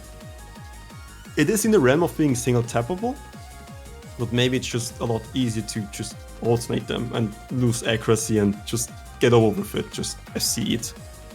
Sometimes combo is more important than egg. Yeah, I'd say those are pretty single tappable. The streams go quite long though, so I don't know how often we'll see it, but certainly could see it from a few of the players that opt to single tap that for the sake of control. This ending though with those slider streams though, a little bit spooky. At least the actual stream you follow, not too bad, but yeah, it is the classic CS5 on Hard Rock though. Now we get into double time. The first one is Spring of Dreams. Yeah, you actually played this one, didn't you? What can you tell us about this one? oh boy, get ready for Doomsday DT, by the way. This map is a AR 8.5 DT, so this is AR 10. A map with pretty comfortable aim. I'd say this is a relatively balanced one, with a skew towards more bursts. You can kind of compare it to Ring of Fortune from the last pull with that AR-10. Lots of tricky Eurobeat style bursts that have like a lot of doubles and 6 notes. In between that, lots of 5 notes and 8 note bursts all the way through this map. Yeah, fun fact. Fun fact: this map is actually from 2018. It sounds like an old map. It might look a little bit like an old map, but this is from 2018. It's an unranked map though, and we did get it checked. Should be fine unless AZ comes by or FireEdge comes by. It's like this map is mistimed by 3 milliseconds, which might just happen. But we did check. Well, we did check the offset just for a few minutes before. Yeah, it is kind of fine. Sure, why not? Well, yeah, this is as you said. I think I would probably compare it more to DT2 because of just the stream length and just the stamina requirement of this one. Yeah, it's more like that map in terms of its stream type. But I do feel like because of the higher AR and that, it's going to be quite comfy for a lot of players as long as they're not super slow. Right. Definitely geared towards those streamier players. But I do expect to see this one quite a lot. FireEdge literally trying to find DMS to offset the right one. Should be fine, but FireEdge will always find something. But this is the second DT. We're actually gonna jump into 10.3. It's getting fast. The main reason for jumping into 10.3 is since the polls are also a bit harder, we can definitely jump into 10.3 a bit earlier. Plus, this week we had a similar issue with like last week where we didn't really have speed maps outside of the T pool. So we had just to get most of the speeds from the T. And so we'll mostly have 3 speedy-ish maps again. But to make it a bit more different than just having 2 approach at 8 maps, which are really similar BPM, we do have I guess about 20 BPM higher map than Spring of Dreams, and a bit of 10.3 to just make it feel a bit different. Have a bit of a different target group of players who should use this and play it. It does have a few bursts here and there and stuff like that, but pretty standard. I feel like a lot of teams and a lot of players are going to be really happy to see an AR 10.3 map this early on. I don't remember off the top of my head. Did we have a 10.3 at this point in the tournament last year? Which would theoretically be the first knockouts. Let me check it actually. I don't think we did. Not in the first knockout round of last year. No, a 10 Marjorie was 10. Actually, wait, is that? No, that's 9.6. Quarterfinals. quarterfinals had like a 10.1-ish. It's like an 8.8 on DT. And then semifinals, I think, had one, right? Well, I guess this is really early then to see AR9 and Yeah. DT make an appearance. A lot of people will be pretty happy to see that. It could bring out some of those strong specialists. And this means every single team that qualifies will get a chance at this 10.3 pick. So, Yeah, so if a team has like a really good 10.3 lineup, this might be just something which can maybe help them claw their way back into the brackets from the losers bracket and try to advance a bit more. But next week we will have qualifinals, which is 4 DT maps. So we'll have a lot more varied DTs at this point then. Also just more maps in general, so there's gonna be more speed maps in other brackets. You balance stuff out. what a burst right there. Points out that Ventus actually one-tried this. Oh, this is actually not... I had his one try, but he actually improved the score after like 3 tries, so this is his improved score. Ah, right, okay. Oh, sure. But yeah, some 10.3 in the DT pool this time at a decent BPM as well, but a pretty comfortable one. And now it's a speed pick. Doomster, since you played it, I think you can take over this one. Oh, it's time for the mash. This is the older style DT, and a speed focus one, as Paul has mentioned. Kitsune no Yomairi. Yomairi? I think that's closer, isn't it? Yeah, I'll take it. That's fine. I would get the blessing. Good enough. Yeah, a map focused on some pretty fast bursts. Decent speed on this pick. Quite similar BPM to the 10.3, but of course this is AR8 DT, so AR 9.6. Lots of fairly older style linear aim, and lots of distance snapping in this. A pattern you see a lot in this are triples that have a slider, and then you have a note between those sliders into another slider, forcing you to hold, then do a triple, then hold again at a high speed. And all that with lots of dotted 5-note, 3-note, 8-note bursts all the way through. In the verses, you have very particular parts of the song with a long burst in. When you hear it once, you know it's coming because that part repeats throughout the song with that burst. So that's usually where the harder bursts come in. But it's pretty consistently speedy, this. Right, and let's go into the information about the map. I'm not gonna call it metadata, thank you, Fire Rage. Wrong survey, doesn't it? It is 2 minutes and 49 seconds in terms of length after DT. It is 262 BPM. It is 6.19 stars. And it is approached at 9.67, OD 9.11. And no, that's pretty much it actually. There's nothing more to really say about it.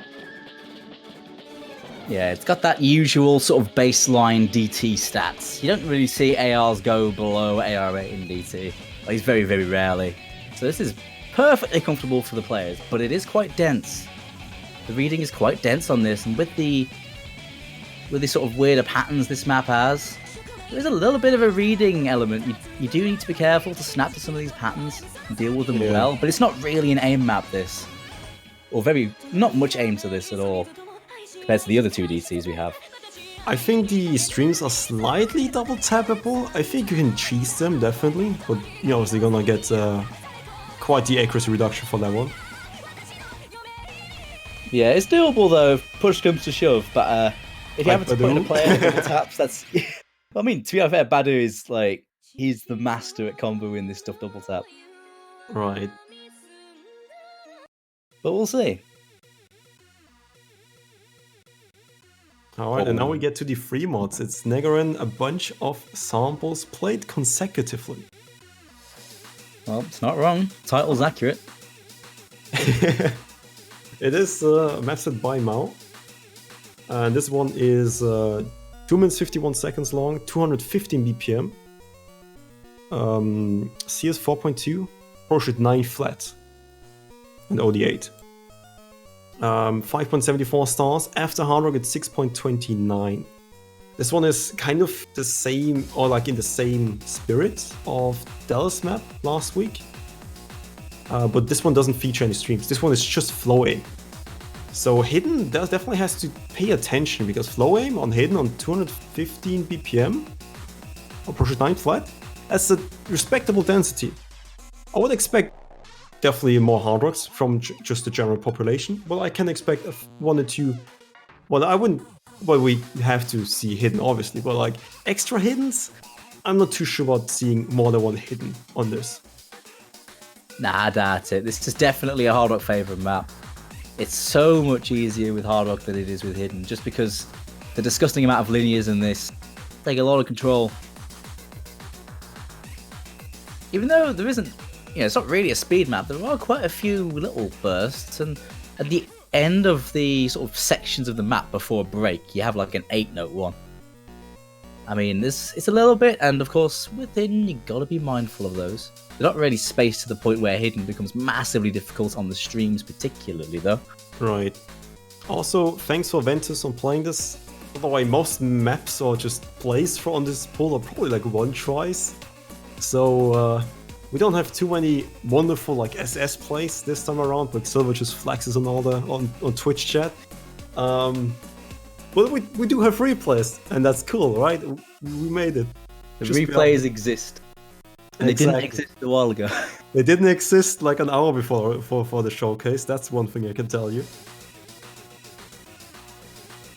Even though it is easier on Hard Rock than Hidden, it's not an easy map by any means, with the higher speed and the spaced linear nature. Even on Hard Rock, people would rather have those sharp corners.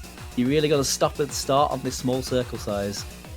Right, flow aim isn't gonna get easier just because it's approach at 10, it's still flow aim. Yeah, some of these patterns, like you have those pentagonal patterns into a straight line, things like that. Right, it's just a lot easier on snapping them when you play approach at 10. It's Yeah. pretty much the only thing.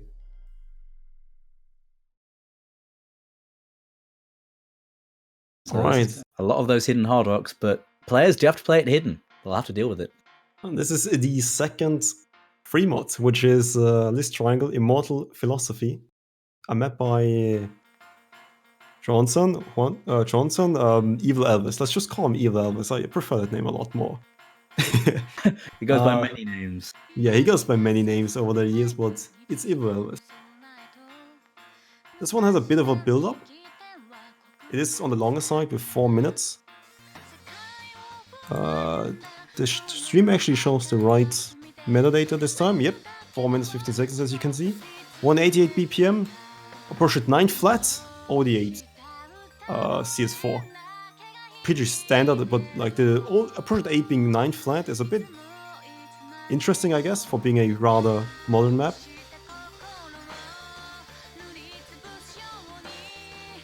This map obviously has Evil Elvis patterns with some very interesting aim patterns you have to look out for. It has streams, some sliders, some longer sliders you have to pay attention to. But it's mostly the Evil Elvis patented aim patterns. Like if you think of Evil Elvis, you know the changing distance spacing across every node. As you can see, there's a square and then like a huge jump to another pattern. Like all these spacing changes make an Evil Elvis map pretty much feel like an Evil Elvis map. And on Hidden, it's pretty difficult, I would imagine. Yeah, it's that trademark, isn't it? Many people that play tournaments, they're gonna come across a couple of mod-picked Evil Elvis / Jones and maps at some point, just because that brand of anti-aim and flow aim has that awkward nature. And of course, with this being in free mod, players are gonna be forced to pick the poison, I suppose. You said it was AR9 flat, so it is another one where it's gonna be kind of dense on Hidden. Yeah, but I would not underestimate this map on hard mode. It's still plenty difficult. And it is 4 minutes of it. As you can see, those sliders can be really hard, or just a lot harder on hard mode because you just have the smaller circles.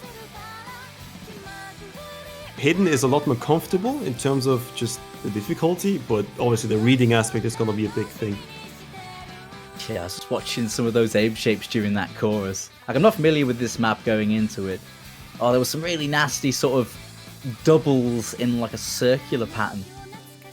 That's a really weird spacing. That's not going to be friendly on hard rock. The raw aim aspect of that. So not only do you have to be able to deal with these patterns on the go, you have to be quite consistent on them to actually FC this.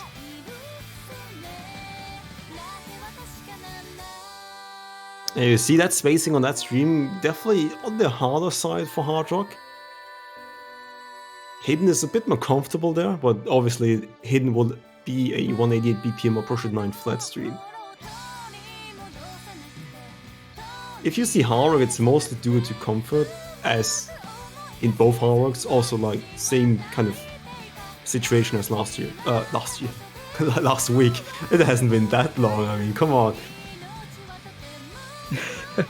Don't remember what I did yesterday. I've slept since then. Yeah.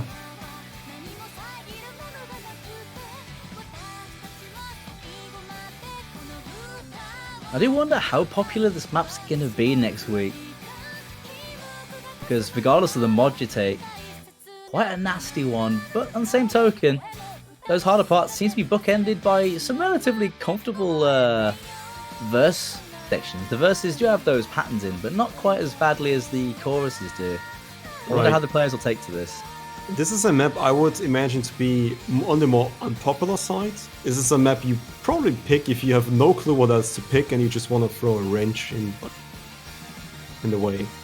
It is a bit reading focused. It really depends on the team actually. Like if you have good hard players for this or hidden players. Yeah, which a lot of players do. They'll have the guys that you can throw the mods on and they'll make a fist of it. But that one? Probably one of the harder ones compared to the Renard map earlier. Right, yeah. And now we getting into the last map, it's the Tiebreaker. A map by yours truly. This was also one try I just randomly got. I got really lucky on this, like, Jesus Christ. This OMG Force guy is pretty good at this game, isn't he? Yeah, just washed up OMG Force guy coming in hot. This is Shimotsuki Haruka Yokato Yumeutsutsu. I think that's kind of it, maybe. Smooth. If you wanna try it, feel free. I'm not trying it again. I think the people have heard it. I think. All right, yeah. If you look at the bottom of the screen, you can see the map name. That's all I want to say. It is the Tiebreaker. It is 186 BPM, CS 4.1, approach at 9.4, OD9. It has yeah, that's my only miss. I just kind of whiffed there, I guess. I was like, okay, let's just play it until the end and see what happens. I need to warm up. That's what I felt when playing this. It has jumps, it has some sliders you have to follow properly, it has 1/3, it has split streams. Yeah, I think that's pretty much it. It's very consistently difficult. It has a bunch of places you can miss. This one, for example, being the jumpy part, and followed by a split stream, as you can see. Now just a bunch more jumps, bursts, sliders you have to follow properly. The 1/3 part is somewhere in the middle, and yeah. I think this map is not too unknown. I think you might have probably played it, Doomsday. I have played this. It's been a long time though. I don't remember it so well. Yeah, we did change a few things. Tochi did touch up the map a little bit before we actually got this one in here. Oh, okay. Not too many things, not a lot of big changes. In essence, it's the same map.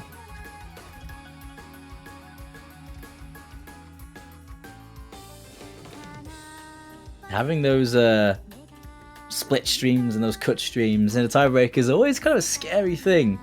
If it comes down to that crunch time, patterns like that where you have to be very particular, especially in a relatively early round like this, kind of a scary prospect. It's not a massively spaced one though, and they're not massively common. But if anything, the fact that they're not common means the players really have to be properly aware for them.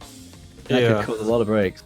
There's a lot of small things like you just saw. There was like a slider into 1/3 pattern, and the small 1/3 here, into a 1/4 stream. It's not too hard to hit, it's just things which kind of get you out of your groove. Yeah, that's a good way of putting it actually, because when you're playing maps like this, you know, fairly comfortable, flowy, mechanically focused maps, you're sort of getting into a rhythm. But when those other patterns come out, you have to deal with them as they go, so it's a way to keep you on your toes.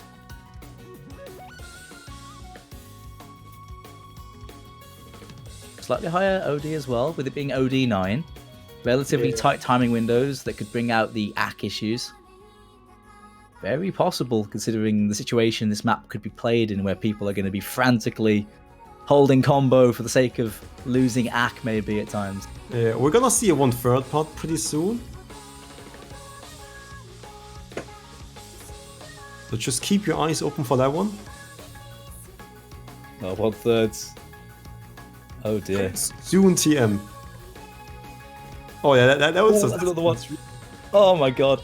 I could see everyone just dying. Oh, there we go. That's the 1/3 pot. There we go. Oh, okay. So it's like a set of triples. Exactly, yeah. Ah. Linear as well. Linear cut streams on the right angles. I say it's linear. It's on the cusp of being linear. I think the main focus of this map is definitely aim and consistency.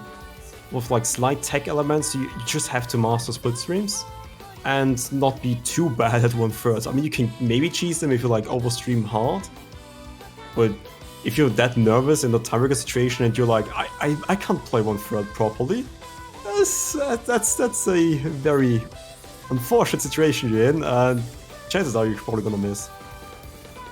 Yeah, it's just a minor part of the map though, but it's at a point where if you're holding massive combo when you break there, it's really gonna sting. But I'd say that's the big killer about this. It has those big mechanical tests in it, but it's the trickier stuff in between where I think the differences will be made if this gets played.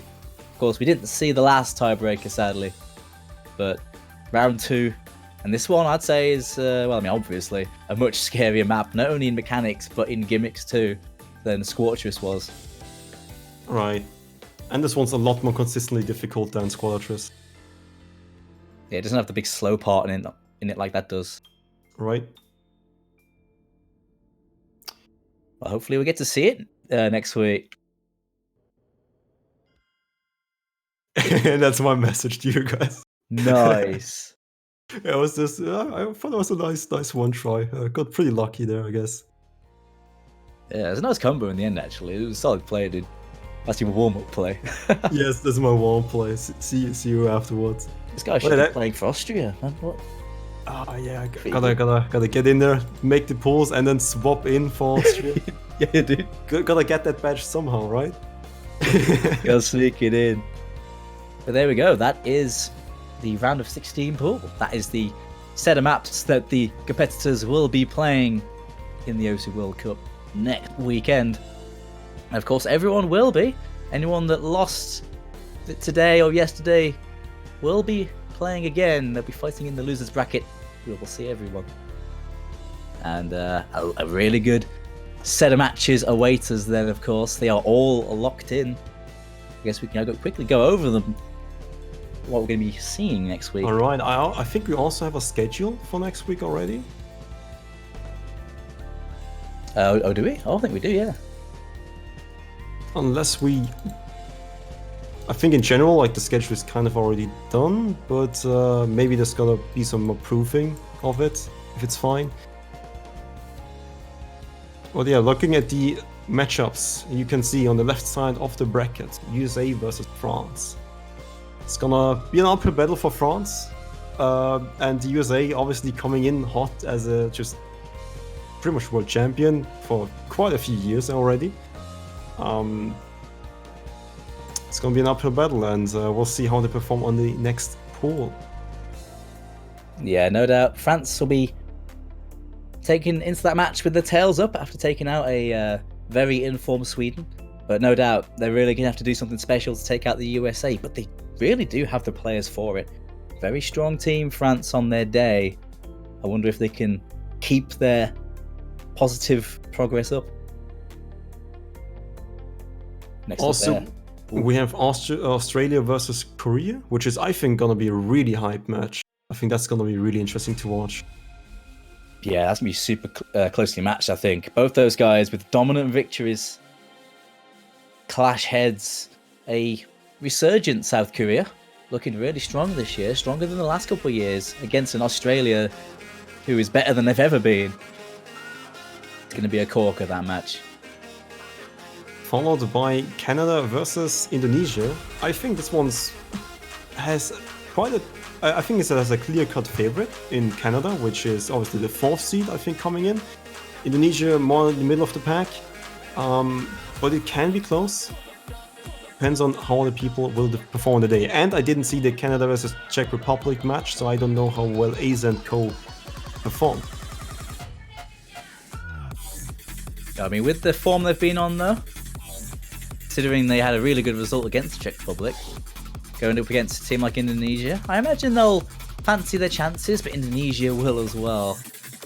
Again, it should be another one that's relatively close. Indonesia looking to break the early round duck. And if they get to the quarterfinals, that'd be really huge for them. Yeah, and then with Brazil versus Russia, which is, I think that's also a hype match, just like Australia versus Korea. This one's gonna be one to watch. Yeah, man, the Russians, man, always a scary team year on year. It's always exciting to watch them and their special talents play. And ditto with Brazil. Again, Brazil, the way they performed just per map was pretty crazy. To a man, they were very strong. 3 players in like the top 10 performers out of everyone. Absolutely disgusting. Moving on to the losers bracket of the left side brackets, we do have Turkey versus Sweden. I think this one's more clear cut in Sweden's favor. Yeah, considering how well they've done, I imagine Sweden will be put down as the favourites for that matchup. Turkey, of course, with that sensational first round point against the US, but unfortunately the US came out top after that. But Turkey, they certainly won't want their first World Cup since the very first World Cup to end now. And then we have Finland versus New Zealand, which I think is going to be one of the more closer matches in the losers bracket.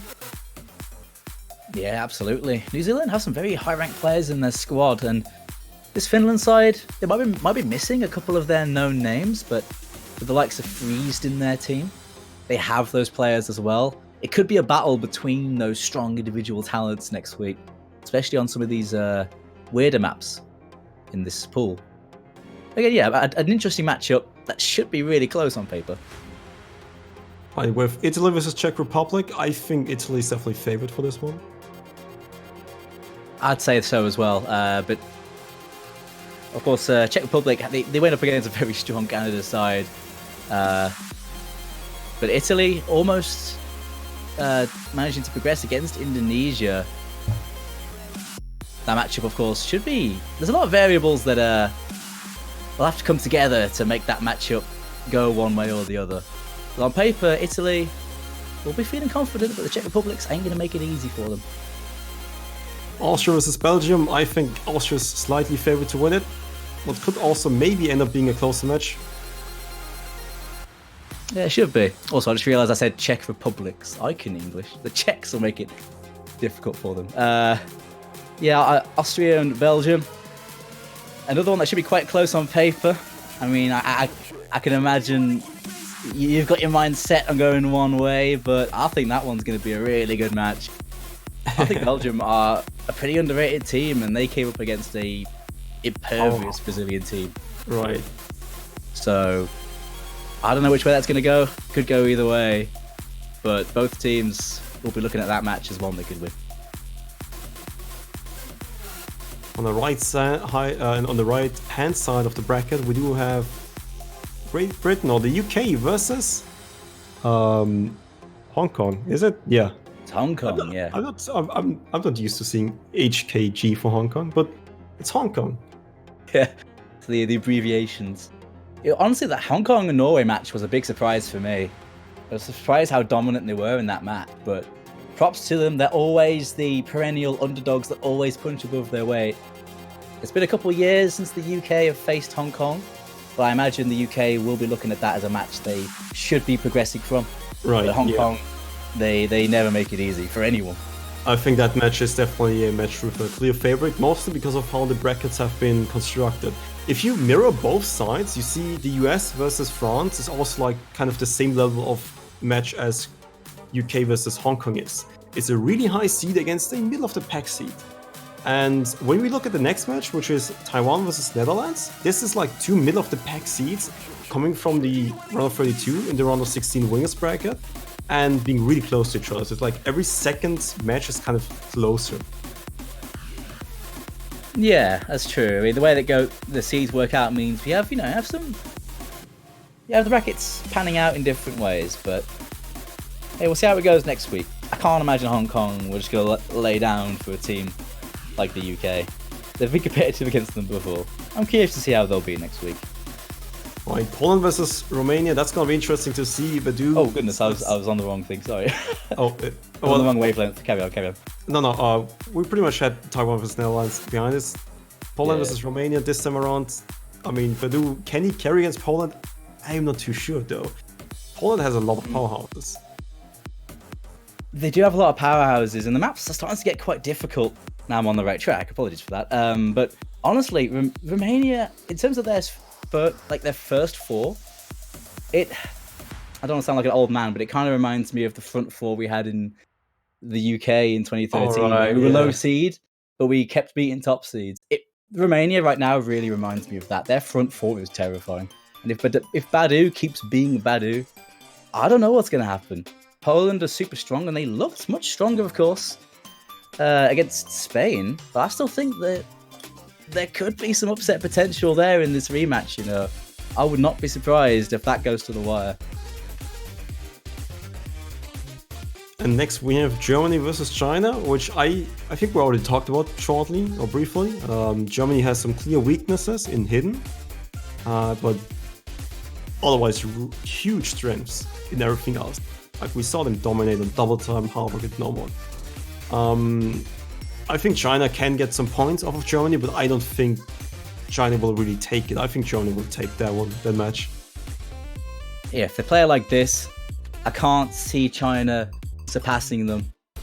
But I do imagine they're going to take a few maps off them. I don't think it's going to be one-way traffic, and China have those strong general players as well. They'll make a fist of it, but it's whether China can match Germany on those raw mechanics and consistency is going to decide how that one goes. They certainly could. Yeah, followed by Norway versus Lavita. Lavita, dude. A good old Lavita. Living La Vita Loca. Yeah, Norway and Latvia. Another matchup that should be quite interesting, quite close on paper. We saw Latvia earlier on. Wayward had a really good game, personally. If you keep that going against the Norwegian side, that would probably be hoping for a bit more next week. Who knows what will happen there? Next to Wild Tom stepping up in qualifiers, Wayward got really good performances.